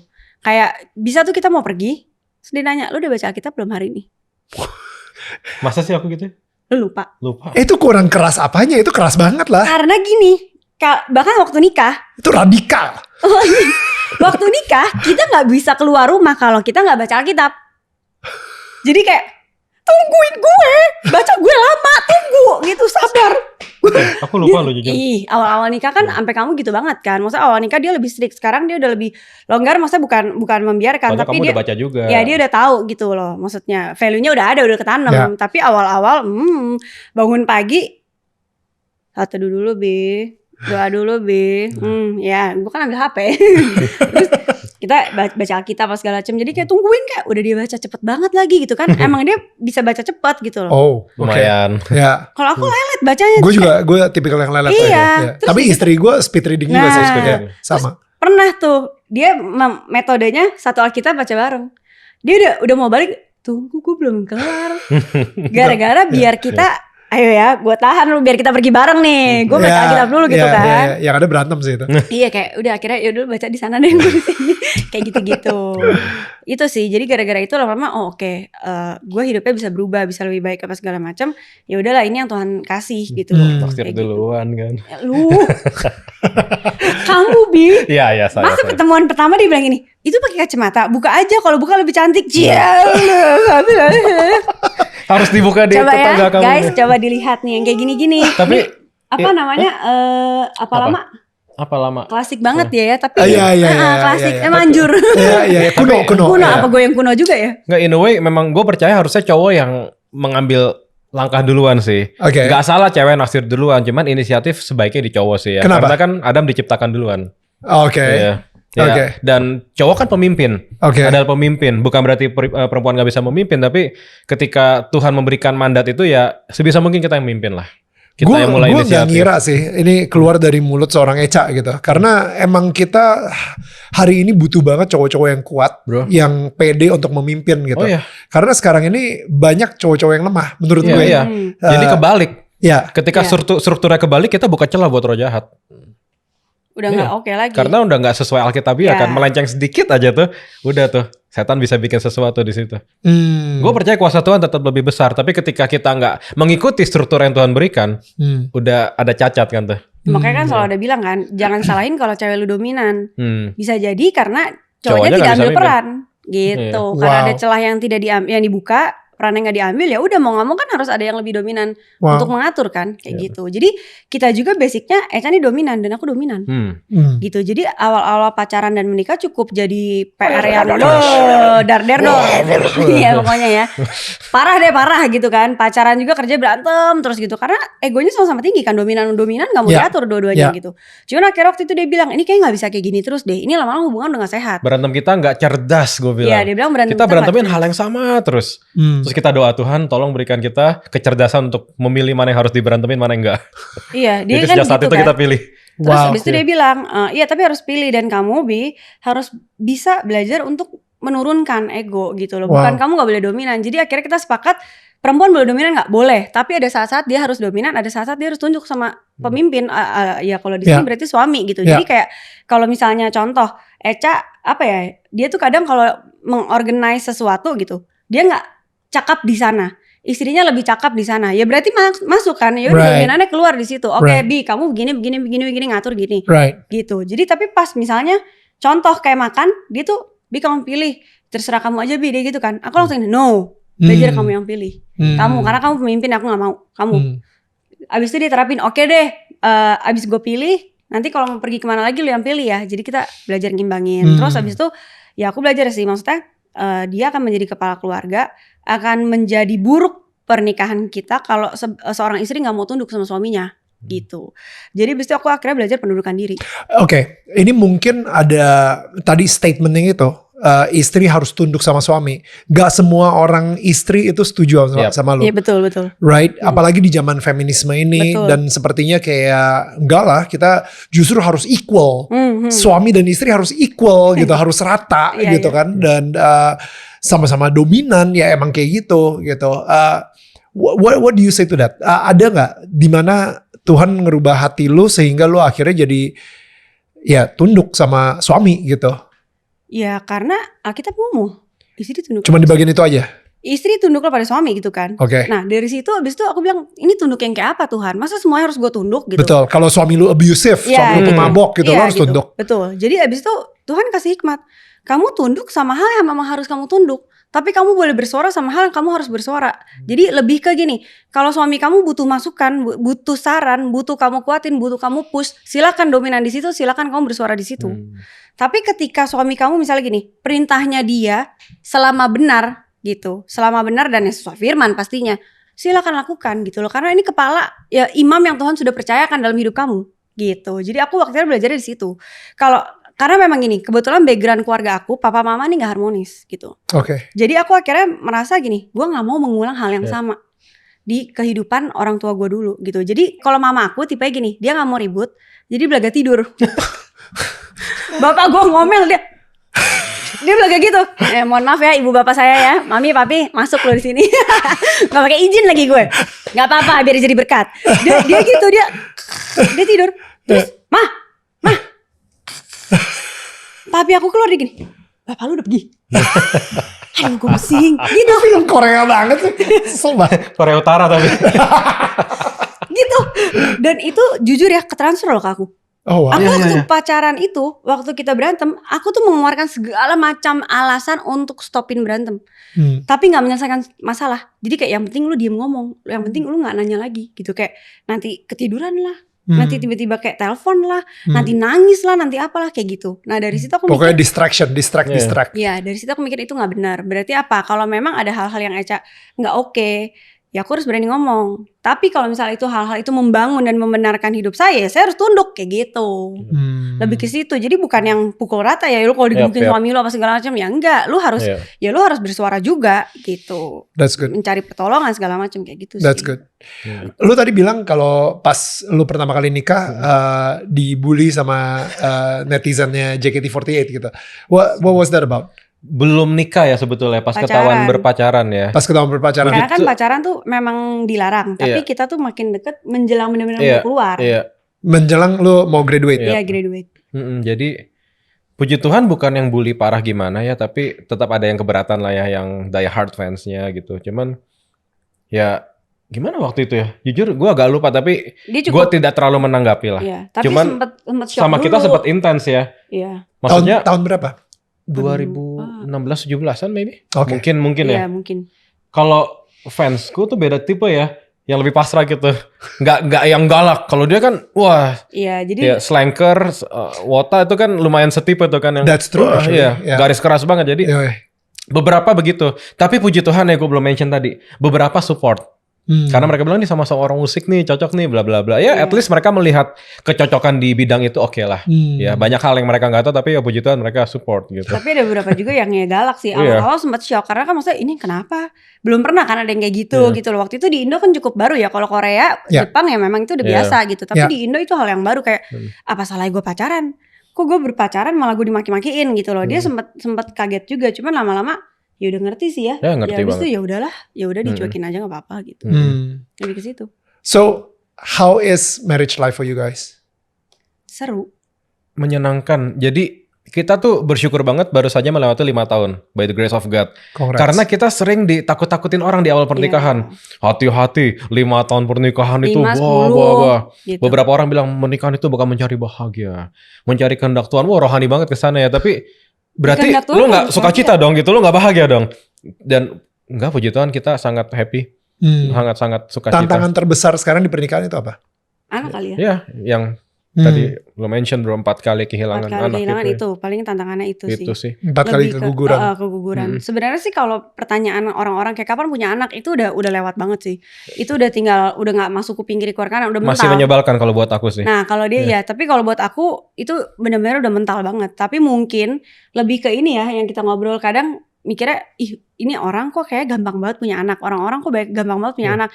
Ada yang nikah, baru nikah tau-tau udah hamil. Ada yang umur di bawah kita tau-tau udah punya anak, udah hamil, udah nikah gitu kan. Terus udah gitu ada orang-orang yang kayak maksudnya gak mau punya anak malah punya anak. Sorry ya, gak mau menghakimi, sama sekali gak menghakimi. Tapi you know, yang di luar nikah gak sengaja tiba-tiba bisa semudah itu, yang bilangnya gini, gue gak mau, Tuhan gue gak mau, dapet juga gitu. Iya yang kayak gitu-gitu. Tapi kok kayak kita perjalanannya cukup panjang, dan bukan masalah panjangnya lagi ya, tapi berat banget gitu kan, capek.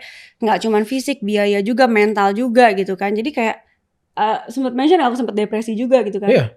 Depresinya yang pertama atau keempat? Jadi yang pertama kedua itu sebenarnya cukup tanda kutip kayak waktu itu semangat dalam arti kata gini, oke, Tuhan izinkan begini berarti Tuhan mau aku melayani di mana nih gitu. Jadi waktu itu semangat sekali, dan waktu itu Tuhan izinkan banyak juga cewek-cewek yang DM kayak bilang maksudnya aduh terima kasih banget, ini tuh buat kami tuh aib, tapi kok lu berani cerita tentang wait, jadi bentar, gue waktu keguguran pertama sama kedua, lu malah menjadikan cerita tersebut untuk kemuliaan Tuhan. Iya, kesaksian gitu. Jadi kayak oke, semangat nih kita, pokoknya kalau Tuhan izinkan keguguran berarti ini harus melayani lebih lagi nih, memenangkan jiwa-jiwa mungkin yang pernah keguguran juga, atau yang mungkin pernah sakit hati, suaminya sakit hati, kenapa istrinya begini segala macam. Karena kan gitu ya, orang Ya. keguguran bukannya disupport, lakinya malah bete sama bininya gitu kan. Ya. Ya walaupun istri juga gak tahu kali siapa Ya. yang mau keguguran gitu-gitu. Exactly. Yang ketiga, kayak gitu lagi sempat kayak, ini ada apa ya? Hmm. Ini gue harus pelayanan lagi nih. Hmm. Ini ngomong lagi nih, bingung ya gitu kan. Terus apalagi kadang ada gereja misalnya minta datang kesaksian. Masa kesaksian gue sama Belum gitu ada kan. kemenangan juga soalnya. Iya gitu loh, kayak ini kenapa ya? Mulai akhirnya sedikit dipendam cerita-cerita itu. Karena takutnya jadi bumerang. Nah yang keempat, sebingung itu. Karena yang keempat itu kan, kamu udah cerita ya di program dan segala Belum. macam. Belum. Udah well Jadi- prepared semua, udah Jadi sangat. pokoknya udah di program, udah segala macam, dokter udah 2 dokter yang pantau apa segala macam semua, dan dokter bilang gini, waktu itu aku cuma bilang gini, "Dok, kalau misalnya nggak jadi, berarti sorry, menstruasi ya, Dok?" "Oh iya dong." "Yakin ya, Dok? Saya nggak mau keulang lagi nih, Dok." "Iya, aman, pasti jadi." Karena yang ketiga itu di bulan Maret ya. Yes. Di bulan Maret. Yang keempat di bulan Agustus September. Agustus. Jadi di tahun yang sama cuma beda bulan. Keguguran 2 kali. Iya 2 kali. Itu kan langsung boom gitu kan. Hmm. Nah jadi yang keempat, dokter udah bilang say yes, oke semua, ternyata nggak jadi seperti yang dokter bilang. Shock lah. Shock itu udah gak bisa nangis. Itu cuman pas dibilang, iya nih begini. Oh, cuman oh doang. Terus dia bilang, Bi kalau mau nangis nangis. Jangan belaga gila, jangan belaga kuat. It's okay nangis. Enggak, biasa aja. Gitu. Karena kayak udah jadi kayak mati rasa di sini. Tapi muntah tiap hari. Tapi setiap hari muntah. Jadi udah gak nangis, setiap hari muntah. Lama-lama agak-agak error ya gitu. Errornya adalah orang-orang kan, teman-teman gereja pasti baik ya, nanya maksudnya gimana update-nya, are you okay gitu-gitu. Ditanya kayak gitu malah marah. Ya lu pikir aja gue oke apa enggak? Lu gila semua nanya gue oke kayak Yes. gitu. Jadi ke-trigger. Ya. Iya, pertanyaan lu gila banget sih gitu-gitu. Terus orang nanya apa segala macam, jadi kayak orang mau perhatian, tapi di mata aku jadi kayak lu bacot semua, lu berisik gitu. Lu nggak ada di tempat yang gue laluin sekarang. Jadi lu nggak usah kebanyakan nanya gitu. Jadi marah terus bawahnya. Terus dia kayak sabar Bi, sabar. Terus abis itu mulai fase berikutnya adalah nggak mau ketemu orang, nggak suka ketemu orang, nggak suka ditanya orang. Terus abis itu dia bilang kalau kamu nggak bisa berdoa, bilang Tuhan baik. Tuhan, lu aja ngomong sama Tuhan lu, tiba-tiba gitu. Lu aja ngomong sama Tuhan lu, jangan suruh-suruh gue nggak mau. Gitu. Terus abis Karena itu, lu kecewa. iya, Of jadi course. di situ tuh mikirnya gini kayak, sorry, kok kayak gue mau dikasih hadiah, udah dikasih, tapi pas mau gue buka kotaknya, ditarik lagi. Baru lu mau buka dikit, ditarik. Gue ngomong sama lu ya barusan. Kayak kena prank sama Tuhan gitu. Bukan ya? Bukan sama lu ya? Belum. Oke. Iya, kind of gitu, kena prank. Kayak kerasa Iya. seperti itu. Kena Iya, prank. kayak kena tipu banget gitu. Padahal kita tuh bukan yang minta-minta banget. Kita berserah aja waktu Tuhan Iya, kapan. betul. Beberapa orang kan sabar ya. Ya thank you. Tapi kita bukan yang Tuhan tolong kasih. No. Kita menanti aja. Terserah, iya, terserah Tapi Tuhan. kan tiba-tiba dapet kok nggak jadi. Itu yang sebetulnya lebih dari sekedar kecewa tuh kayak bingung. Buat Kayak- buat lu gimana ketika ini, kalau lu sendiri kenanya hitnya itu di keguguran pertama atau keempat juga? Yang keempat, yang ketiga I think ya. Karena dia menderita banget. Dia sempat ada satu momen sakit banget perutnya sampai nggak kuat berdiri gitu. Pokoknya Itu 4 gak sih? tiga. 3 ya? Tiga. Itu 4 atau 3 dah. Puji Tuhan gak terlalu ingat ya. Kalau ingat mungkin sedih banget. Di momen-momen itu kayak, Tuhan aku aja yang sakit boleh gak sih? Gak tega lihat dia semenderita itu gitu. Jadi ya I don't know, waktu itu kita belum cek lebih lanjut. Cuman kan gimana pun gue punya andil nih kesalahan atas penderitaan istri gue nih gitu. Aduh Tuhan, gimana ya gitu. Kayak gitu-gitu. Iya. Dan sebagai manusia biasa di saat itu kita tanya, Tuhan kenapa, salah apa? Meskipun itu pertanyaan yang keliru kita tahu, tapi kan at least kita mau tahu nih ada apa sih gitu kan. At that moment kita nggak ngerti. Jadi mulai kayak mencari-cari dosa diri sendiri ya. Ih, Iya. pernah ngapain? Kita Iya. ada apa? Masa lalu apa masa nih? lalu apa? Jadi kayak mulai jadi ya gitu, jadi ngegali-gali karena ini kenapa sampai keulang Iya. berapa kali nih, salah apa kita Iya. kayak gitu-gitu. Dia yang ketiga, aku yang keempat, terus mulai nggak mau ketemu orang, terus tiba-tiba sini botak, rambutnya botak dong. Perempuan kan rambut penting Yes. banget ya gitu. Yes. Tiba-tiba kita lagi waktu itu di Bandung. Bandung. Habis main. Di Bandung itu tuh liftnya lampunya tuh nyorot gitu. Tipis. Ya. Tiba-tiba ada titik, hah Cak, ini gue botak ya gitu. Terus dia kayak, hah mana bukan kayaknya gitu. Terus tapi kok pergerakannya cepat banget gitu loh. Cuman dalam berapa bulan tau-tau bolong botak pitak licin segini gitu. Di Gila. depan pula kayak, ya Tuhan ini gue perempuan. Maksudnya ini gue harus ngapain lagi sih. Gue udah kena keguguran 4 kali. gue dikasih kepala botak. Terus waktu lagi keguguran pun itu masalah baru lagi. Karena kuratnya nggak bisa di fullin bersihin. Karena katanya ada something bumpy di rahim lo yang dokter nggak berani korek. Oke. Dan kurat itu nggak ada kameranya. Jadi ya memang itu keahlian tangan dokter aja gitu. Jadi dia nggak berani, harus prosedur lanjutan. Prosedur lanjutan Ini. itu tidak dibius. Masuk alat segini. Masuk sadar, teriak-teriakan segala macam sampai udah kayak wah Tuhan mati aja boleh nggak? Sampai kayak gitu karena kayak sakit kayak gitu. Terus tetap alat harus jalan karena dokter bilang ini saya nggak bisa keluar masuk alat. Kalau keluar masuk alat ini bleedingnya makin gila karena ini besi kan. Masuk apa segala macam. Dia yang tadinya sabar sampai udah sepaneng tahan, diam tahan. Terus kayak oke, gue tahan yang penting selesai karena gue udah capek gitu loh. Terus dokter akhirnya bilang maaf ibu nggak bisa diselesaikan karena bleedingnya terlalu parah. Harus lanjut ke rumah sakit. Dipencet perutnya itu kayak orang ngompol tuh nggak, tapi isi darah semua. Wur, kayak oh my god. Terus begitu karena itu nggak dibius, ya jadi kan kita harus jalan kan. Bisa jalan, harus sakit. Ya belajar jalan langsung dilariin ke rumah sakit. Di rumah sakit nambah lagi. Ini jam 6 sore kenapa gue menggigil ya? Zaman waktu itu masih ending mau selesai COVID. Kan di swab dong. Terus kayak enggak lah ini gue gak mungkin COVID. Udah gitu loh. Gue udah lagi sakit gini tolong masukin gue kayak cepetan gitu. Tapi waktu itu rumah sakit kekeh. Karena rumah sakit ibu dan anak. Jadi dia kekeh harus swab. Jam 3 pagi keluar hasil. Mohon maaf ibu harus pulang karena ibu COVID. Pingsan gak sih? Kayak udah gue begini. Terus dikuret gak bersih. Terus ini juga ada lagi dimasukin alat nggak bisa dibius. Sekalinya iya jadi kayak COVID lagi. Terus 2 minggu tuh COVID-nya lama banget, gak negatif. Iya, 2 minggu aku ini ya karantina mandiri. Itu tuh jadi dia juga stres karena pisah kamar kan. Pisah kamar, harus minum obat COVID juga. Dan waktu itu obat COVID tuh masih yang dikirimin sama pemerintah itu loh. Jadi nunggu agak lama kan. Terus kerja cuma ngirimin WA ke dia, Bi sorry ini bleeding lagi. Bi bleeding segini, Bi yang kali ini segini. Dia juga jadi stres kan gak bisa lihat istrinya, tapi istrinya bleeding terus gitu loh. Cuman Bi sorry softtek abis, pembalut abis maaf. Terus pembalut abis gitu-gitu segala macam udah. Terus akhirnya dia gak tahan, udah deh Bi biarin gue kena COVID. Hari ke-9 balik sini. Balik ke kamar sini, gak bisa. Jadi dibantu diurusin apa segala macam. Masuk rumah sakit akhirnya beres. Nah beres, ya udah akhirnya selesai. Jadi dari situ muncul kekecewaan yang besar banget gitu. Besar banget sampai akhirnya dan ini pertanyaan gue banget sih. Kayak apa yang lu lakukan ketika lu kecewa sama Tuhan? Nah itu, jadi waktu kecewa itu benar-benar nol besar, gak ngapa-ngapain. Gak mau doa, nyebut nama Tuhan aja gak mau. Ke gereja aja kesel. Jadi kalau dia ke gereja di pelayanan, aku cuman gini. Terus ngeliat kiri kanan doang. Kayak orang kesetanan linglung gitu loh. Gimana sih? Kayak cuma mendelik. Ngambek, marah banget gitu, benci banget. Sampai aku telepon mamaku pengen nangis karena aku bilang gini, Mam, kayaknya Tuhan mau suruh aku murtad. Gila gak sih sampai ngomong gitu? Itu udah kacau banget. Terus enggak deh, enggak kayak gitu. Terus kalau dia gak bisa ngomong apa-apa, bilang aja Tuhan baik. Mami aja yang ngomong, aku enggak, Tuhan gak baik. Bilang gitu. Terus aku bilang lagi, kayak Tuhan mau suruh aku murtad, cuman gagal melulu. Ke-1, ke-2, ke-3, yang ke-4, nih gue kasih, gue murtad gitu. Tapi yang lucunya waktu habis ngomong gitu, tutup telepon, terus gini, susah banget jadi orang Kristen. Gue ngomong murtad, gue salah. Kalau gue gak ikut Tuhan, gue juga salah. Hidup gue di mana sih salah mulu? Wow. Gue marah sama Tuhan salah, gue ngambek salah. Tapi gue gak ngambek, gue kesel. Gue murtad, gue lebih salah lagi. Terus aja gue dosa gitu. Tapi udahlah bodo amat, gak mau pikirin. Pokoknya gue lagi kesel gitu.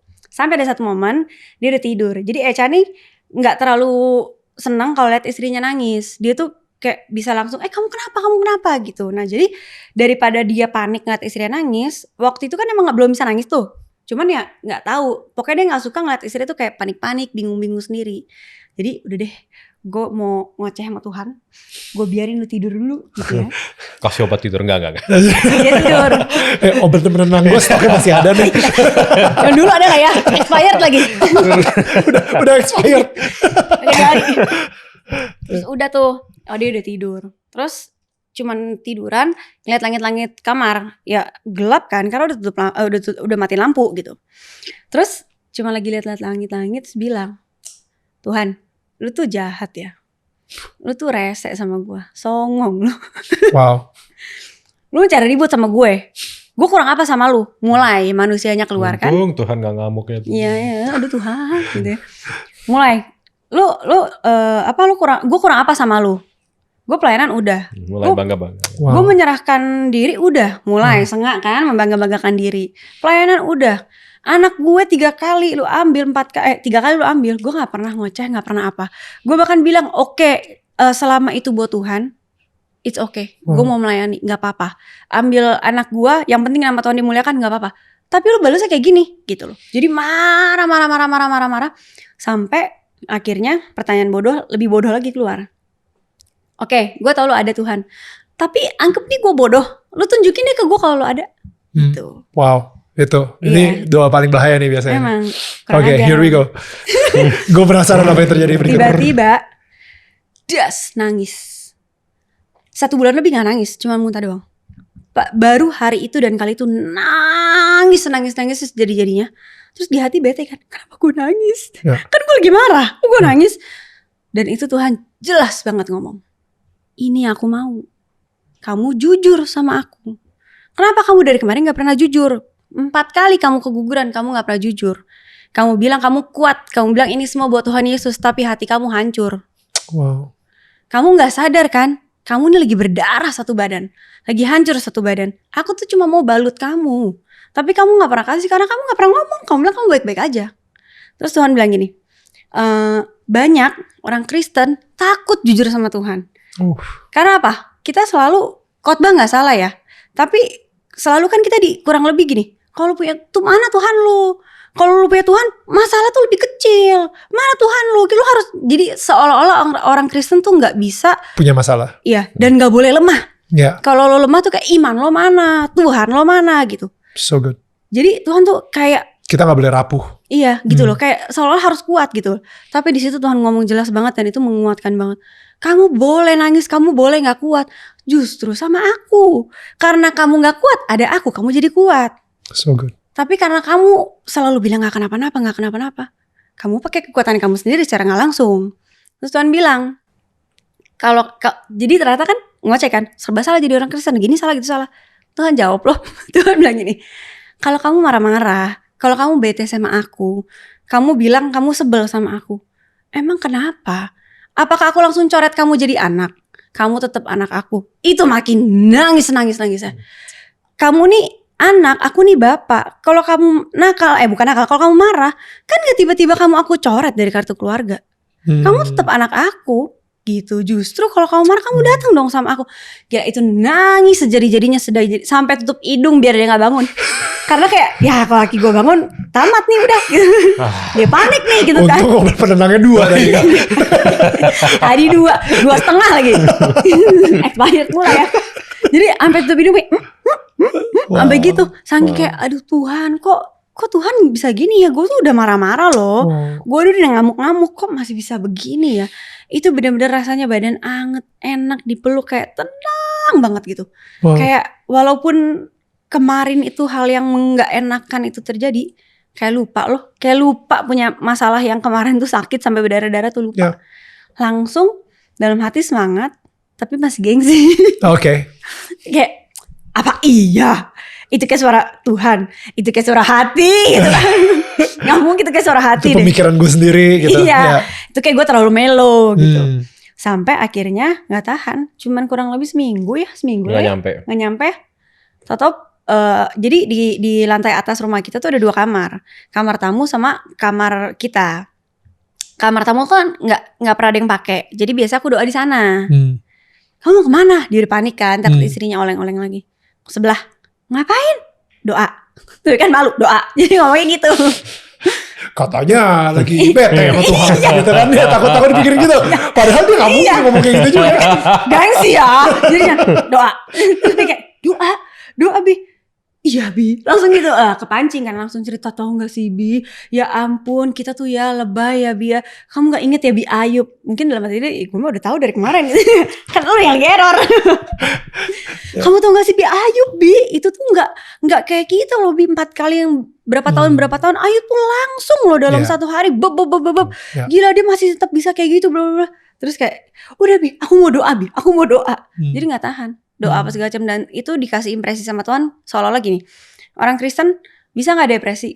Bisa aja dia depresi. Karena kan ada orang Kristen gak bisa depresi, anti depresi dia gitu kan. Orang Kristen bisa depresi, bisa jadi dia depresi. Aku mengalami depresi, tapi tidak akan dibiarkan lama. Kalau misalnya dibiarkan lama, sorry banget, bisa jadi kitanya yang terlalu asik Memilih. Kita memilih untuk nge-treat perasaan kita, sedih, ditangisin, terus diulang-ulang, di-trigger, dengerin lagu sedih. Kayak orang gak bisa move on aja. Gimana sih kalau orang putus pacaran, terus dengerin lagu sedih, ya gak bakal lupa mantan lo gitu. That's good. Jadi kayak gitu. Jadi Tuhan kayak, bisa gak? Mungkin bisa, tapi aku gak akan membiarkan anakku lama-lama depresi. Aku mau langsung tarik, tapi kamu mau ikut aku apa mau ikut pemikiran dan perasaanmu itu. Jadi di situ oke. Di situ jadi lebih kuat lagi, gue nggak boleh meremehkan juga orang-orang yang depresi. Gue nggak boleh ngeremehin juga orang-orang Kristen yang mungkin berbeban berat, karena bisa jadi terjadi. Gitu. Justru kita harus menguatkan mereka, ingetin bahwa apapun itu, ayo semangat kuat, belajar jujur sama Tuhan, karena Tuhan mau take over. Gitu. Kayak gitu sih. That's so good by the way. Thank you for sharing that. I did not expect that. Gitu. Beneran deh. It's so good. Kenapa gue ngundang Eca bukan lu gitu? Iya maksudnya. Set hilang gak? Tapi mengutip yang tadi lo bilang bro, kemenangan gitu ya. Justru di sini kita belajar bahwa kemenangan itu bukan nanti pas babynya lahir, enggak. Justru kemenangan adalah ketika kita bisa nerima ini, kita tetap deket sama Tuhan, kita makin cinta sama Tuhan, itu kemenangan. Karena banyak orang kan takut bersaksi ya, karena kayak gimana gue mau bersaksi, karena belum menang. Ya, seolah-olah yang didapetin, yang didoain itu belum ada gitu. Tapi selama kamu masih bisa ikut Yesus, masih bisa penyertaan Tuhan tuh jauh lebih penting gitu loh. Dan kalau bisa rasain itu dan maksudnya bukan seneng apa sih namanya, bersyukur, sukacita atas penyertaan Tuhan, itu juga ada kesaksian yang gila banget gitu. Karena nggak semua orang kuat gitu. Iya. Dan maksudnya ini cerita kemenangan yang beda versi aja. Iya, cuma beda versi. Beda gitu. Perspektif. Kayak Paulus kan nggak sembuh juga. Anyway, tapi menang dia. Menang. Iya. Finish his race gitu. Iya. Akhirnya nggak tahu ya. Ketika lu udah melakukan pelayanan yang begitu banyak, lu jadi preacher, lu kesaksian di keguguran 1 dan 2, kayak banyak orang yang nge-DM lu, akhirnya gue jadi balik berdoa lagi nih gara-gara cerita lu udah ngelihat buah-buahannya, lu udah ngelihat hasilnya, tapi tetap aja lu belum dikasih anak. Itu kayak what? Ngapain gue masih ngelakuin pelayanan? Ngapain gue masih preaching? Ngapain gue masih, kalau misalnya dari Echa sendiri gimana? Tadi gue dengerin cerita lu gitu, tapi maksudnya kenapa lu udah perform segitu banyak buat Tuhan, tapi Tuhan belum perform buat lu? Gue tidak menjadikan punya anak sebagai alasan gue melayani sih bro. Gue melayani karena gue cinta sama Tuhan Yesus, itu aja alasannya. Jadi jawaban doa bisa menunggu. Tapi pelayanan gak bisa ditunggu kan. Kita harus terus melayani. Gue melayani bukan karena gue pengen jawaban doa gue dikabulin. Anyway kalau hubungannya seperti itu sama Tuhan mengerikan sekali ya. Tuhan lu jawab doa gue. Kalau gue gak pelayanan ya siapa gue gitu kan. That's good. Gak masalah. Tuhan gak jawab doa gue gak apa-apa. Atau belum jawab gak apa-apa. Yang penting gue tahu tujuan gue yang tadi di awal itu. Kenapa kita harus kenal Tuhan. Karena kita harus lebih mengenal tujuannya buat kita apa. Melayani. Gitu gue percaya. Punya keturunan pun itu tujuan dari Tuhan. Tapi waktunya terserah Tuhan. Makanya kadang kita agak maralat sedikit kalau orang, bro cepet punya ya. Jangan cepet, di waktu Tuhan aja. Terserah Tuhan. Iya, karena kalau cepet-cepet belum waktunya Tuhan jadi musibah pasti. Tapi di waktunya Tuhan yang terbaik aja. Ya kita berserah aja. Wow. Iya. Betul. Kalian nyoba program lagi gak? Sejak tahun, itu kan akhir COVID, berarti 2022? Iya. Yes. 2022 Oke. betul. Berarti ini udah 2 tahun lewat di 2024 gitu ya. Nyoba lagi? Masih Sekarang kita memang masih lagi nyoba. perbaiki kesehatan. Iya. 2022 akhir abis kejadian itu sebenarnya dokter nawarin lagi. Cuman waktu itu kita bilang hold dulu deh. Karena mentalnya masih kacau. Sabar dulu untuk kita memperbaiki diri juga. Nah kemarin kita memang lagi perbaikan juga. Maksudnya cek kemana-mana lah. Oke lah biar kita cek full-fullan. Biar tidak terjadi apa-apa lagi gitu kan. Secara manusia gitu. Jadi kita cuma bilang gini. Kalau nanti Tuhan izinkan ada hal yang misalnya amit-amit gitu ya. Gak enak atau gimana. Kita udah gak menyesal. Karena kita udah melakukan yang terbaik. Dari versi manusia gitu. Kita melakukan yang terbaik tuh berarti maksudnya kayak udah program, udah check up, udah IVF misalnya atau apapun. Nah dokter sih belum puji Tuhan nggak menyarankan sampai IVF karena dia bilang itu 4 kali aja natural semua bisa. Jadi lebih baik nggak apa-apa dicoba dulu tuh. Cuman kesehatan mungkin lebih diperhatikan lagi, diperbaiki lagi gitu. Cuman yang lucunya mungkin ini baru cerita di sini ya Tuhan gerakan. Jadi kemarin tuh lucunya gini, kita udah semangat udah apa, ada masalah baru lagi sebetulnya. Tiba-tiba rahim aku tipis. Yang tadinya tidak pernah tipis segala macam bla bla bla selama kehamilan lalu-lalu ternyata rahim tipis nih. Tapi waktu aku pas tahu, aku cuman dia juga dapat info hasilnya kurang bagus, tiba-tiba jadi jelek. So aku cuma kata udah slow, ngapain lo pusing? Kalau Tuhan mau kasih, mau dari sperm yang jelek, mau dari rahim yang tipis, kalau Tuhan udah bilang kasih. Iya. Jadi nggak usah dipusingin. Nanti kalau Tuhan kasih pasti kasih. Sekarang tinggal perbaikin dulu aja, nggak usah dipikirin, nggak usah dipusingin. Kita tinggal berobat, dokter bilang minum obat, minum. Apa yang harus kita jalanin aja. Jadi jangan bikin pusing. Karena selama kita bikin pusing dulu, yang ada stres. Udahlah, anggap aja ini memang proses. Maksudnya gini, ada orang yang memang Tuhan izinkan punya anak gampang. Tapi kita malah melalui yang lika-liku. It's okay, nanti mujizatnya lebih dahsyat. Kita bisa pelayanan lebih dahsyat.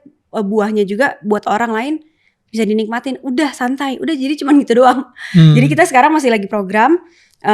Lagi fokusnya kesehatannya dulu, tapi ya udah menjalani dengan puji Tuhan sih sukacita, nggak dibikin pusing. Iya. Karena mungkin ini kali ya, aku tahu aku sudah menang secara roh. Jadi waktu itu sebenarnya ada mimpi yang benar-benar itu nggak banget. Jadi lu mimpi apa? Iya mimpi jadi waktu itu lagi tidur terus gitu kayak ada item-item gitu. Itu percaya sih itu pasti setan lah ya, iblis gitu. Jadi kan awalnya kayak kita tuh pengen turun ke suatu tempat tapi kayak gak dikasih. Terus waktu itu aku bilang, lo kasih gue turun, gue ini anak raja, anak Tuhan Yesus gitu. Anak Tuhan Yesus, kamu jangan macam-macam sama anak Tuhan Yesus. Terus dia ketawa, terus dia bilang, hahaha Yesus, anakmu aja udah mati 4 kali, masih bilang Yesus. Terus tiba-tiba nyanyi, aku cuma bilang kayak, oh gue inget, aku bahasa roh dulu di mimpi itu. Lu bahasa roh aku dulu? bahasa roh di mimpi itu, aku pokoknya ngoceh bahasa roh, aku kayak giniin si item-item itu. Gila. Terus habis itu aku nyanyi, sekalipun dagingku dan batinku habis lenyap, terus gunung batuku dan bagianku tetaplah Allah selama-lamanya. Itu kalimat diulang terus, nyanyi terus gak berhenti sampai si yang makhluk hitam itu kayak teriak nangis gitu. Oh wow. Terus aku kebangun, aku juga jadi nangis. Nangisnya bukan karena itu, karena kayak oke, I know aku udah menang. Lagu itu kok bisa masuk sampai mimpi itu, artinya kan aku deklarasi banget kan bahwa saya sudah menang gitu. Kayak gitu sih. Bentar. Lu yakin itu iblis? Yakin lah, karena iblis pasti maunya ngenyek kita. Enggak, maksud gue gini. Ini abad 21 gitu ya. Kalian masih percaya sama iblis? Masih percaya sama setan? Maksud gue masih ada gitu. Kembali ke firman Tuhan lagi ya. Untuk sementara waktu ini kan disebutkan penguasa di udara. Artinya Tuhan sementara nih kasih kesempatan deh nih buat iblis. Ya memang kalau kita tidak dalam hadirat Tuhan, tidak dalam kedaulatan Tuhan, ya iblis yang sedang menguasai ini ya bro. Gak usah jauh-jauh, Olimpiade kemarin kurang jahat apa gitu kan. And so many things yang kita ngeliat nih agendanya iblis, kita tahu lah gitu. Jadi ya memang ada, surga ada, neraka ada, peperangan spiritual, peperangan roh itu ada. Makanya ya I know setan dibuat telapak kaki orang percaya, amin, dalam nama Yesus. Tapi peperangan itu tetap ada gitu, dan kita gak boleh buka celah gitu. Dan kita udah jaga diri pun terkadang peperangan tetap ada. Makanya ya itu ya, waspada dan berjaga-jagalah, iblis seperti singa mengaum-ngaum gitu kan. Kita gak pernah tahu kan kapan. Makanya kita juga harus selalu dalam hadirat Tuhan, harus selalu kuat. Fisik boleh rest, tapi rohnya jangan. Wow. Iya. Ya betul. Lu pernah punya pengalaman kayak spiritual warfare gitu sama iblis gitu misalnya? Puji Tuhan beberapa kali. Oh. Tapi yang Puji Tuhan loh. Sorry, lu drummer atau Ghostbuster? Bentar. yang main Justru drum, dia gemuk gitu, Ghostbuster darur setan mati. yang main drum ada cerita, yang di luar main drum juga ada cerita nih. Gue ceritain dua-duanya boleh kali ya. Silakan. Karena yang satu ini actually VJ Daniel ada di tempat itu. No. Bro, enggak, ini bukan peperangan. Cuman gue pengen share bahwa Roh Kudus tuh rindu terlibat. Gue main di Indonesian Idol bro. Oke. Kesempurnaan Cinta, Rizky Febian featuring berapa finalis waktu itu. Ya. Bukan, sorry. Lagu lain. Oke. Kalau yang Kesempurnaan Cinta gue dijamah Tuhan. Ya. Lagunya bukan tentang Tuhan, tapi gue ngerasain kebaikan Tuhan gitu. Itu Wow. cerita indah lah. Ini cerita lain. Gue lagi main. Bro, di TV kan cuma 2,5 menit kan. Ya. Dan musik gak boleh bikin salah. Makanya tadi di awal gue sangat keberatan kalau ada kritisi musiknya salah. Enggak, kita tuh gak salah bikin musik. Tapi waktu itu gue tiba-tiba Tuhan izinkan blank. main aja gitu. Tiba-tiba Roh Kudus, gue yakin gak mungkin roh jahat lah, Roh Kudus singkup. Gue lihat partitur gue pukul bener bro. Tiba-tiba gue mainnya bener setelah blank beberapa saat itu. Wow. Ini gue berani aku ini karena ya itu ya Yohanes 19 ayat 5 ya, di luar aku kamu tidak bisa berbuat apa-apa. Kayak Tuhan mau bilang, aku tahu kamu main drum udah dari kecil, tapi tanpa aku kamu nggak akan bisa ngapa-ngapain.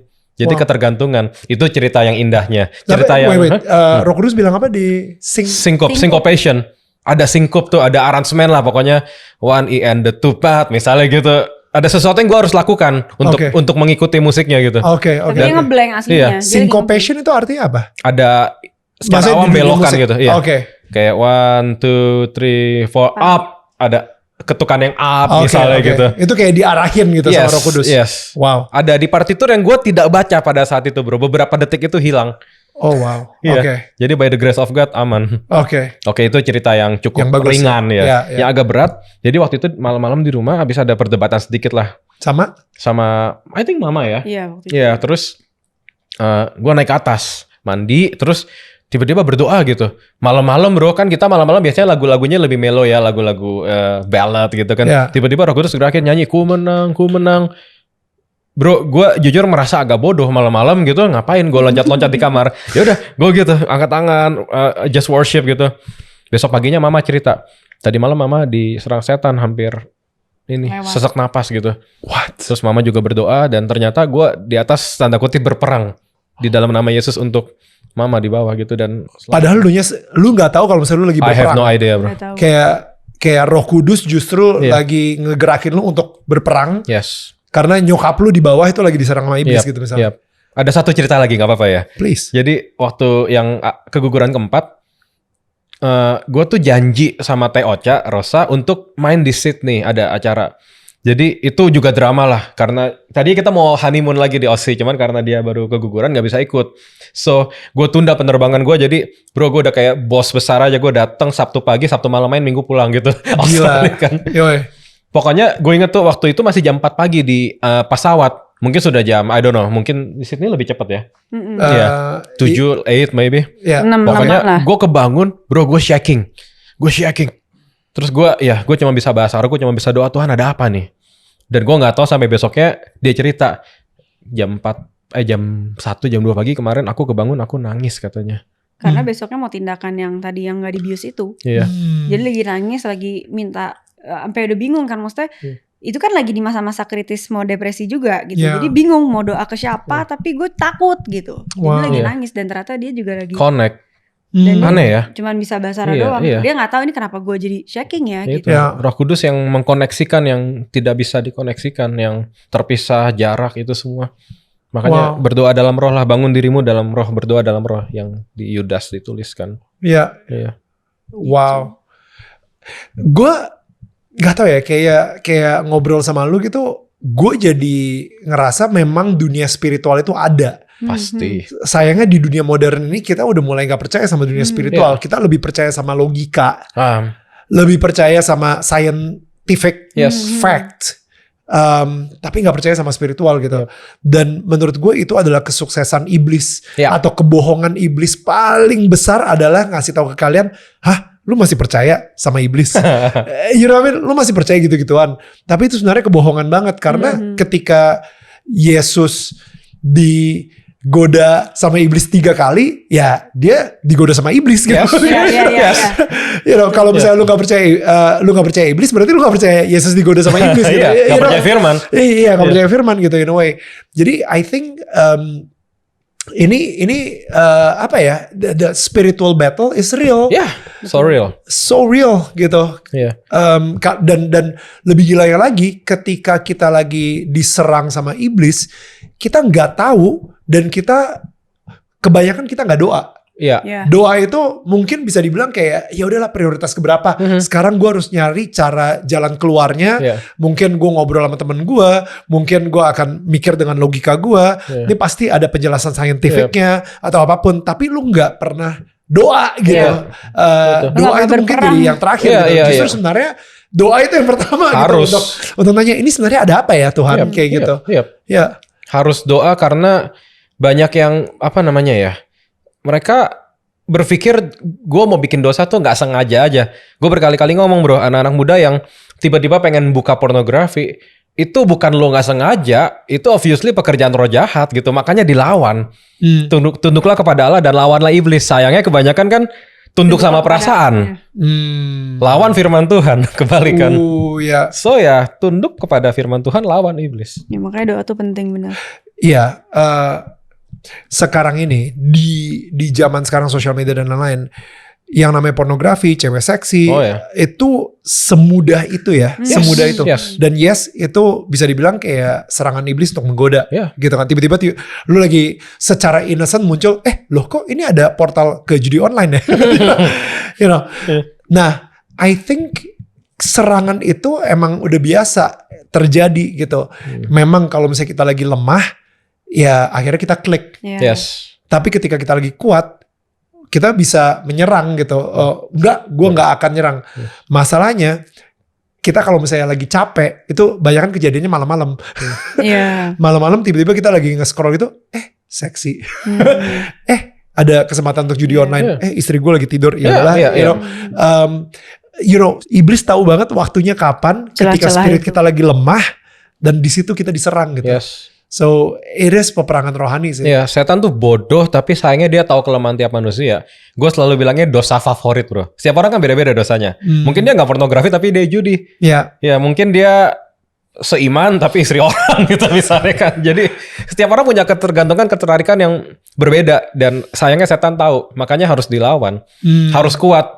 Nggak ada opsi untuk lemah buat anak Tuhan. Harus kuat anytime. Dan untuk kuat ya harus terkoneksi terus sama Tuhan. Exactly yang tadi lo bilang bro. Iblis mencobai Tuhan dengan firman Tuhan. So iblis aja tahu firman. Masa anak Tuhan jarang baca firman? Iblis aja tahu. Dia pakai Mazmur 91 kan? Dia tahu kan? Dia benar-benar tahu detail. So kalau lo anak Tuhan baca firman. Ngomongin soal firman Tuhan dan ngomongin soal Mazmur juga. Actually gue juga baru aja mengalami kekecewaan sama Tuhan. Dan sama tuh kayak ada ngambeknya juga. Ketika di gereja orang-orang pada angkat tangan habis itu nyanyi God is good, you know. Adalah lagunya Israel Houghton gitu yang kayak you are good all the time.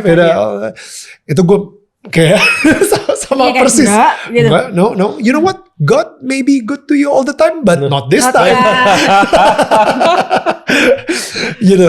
Nah, tiba-tiba saat itu gue lagi baca Mazmur 77. Mazmur 77 ayat 2-3 gitu.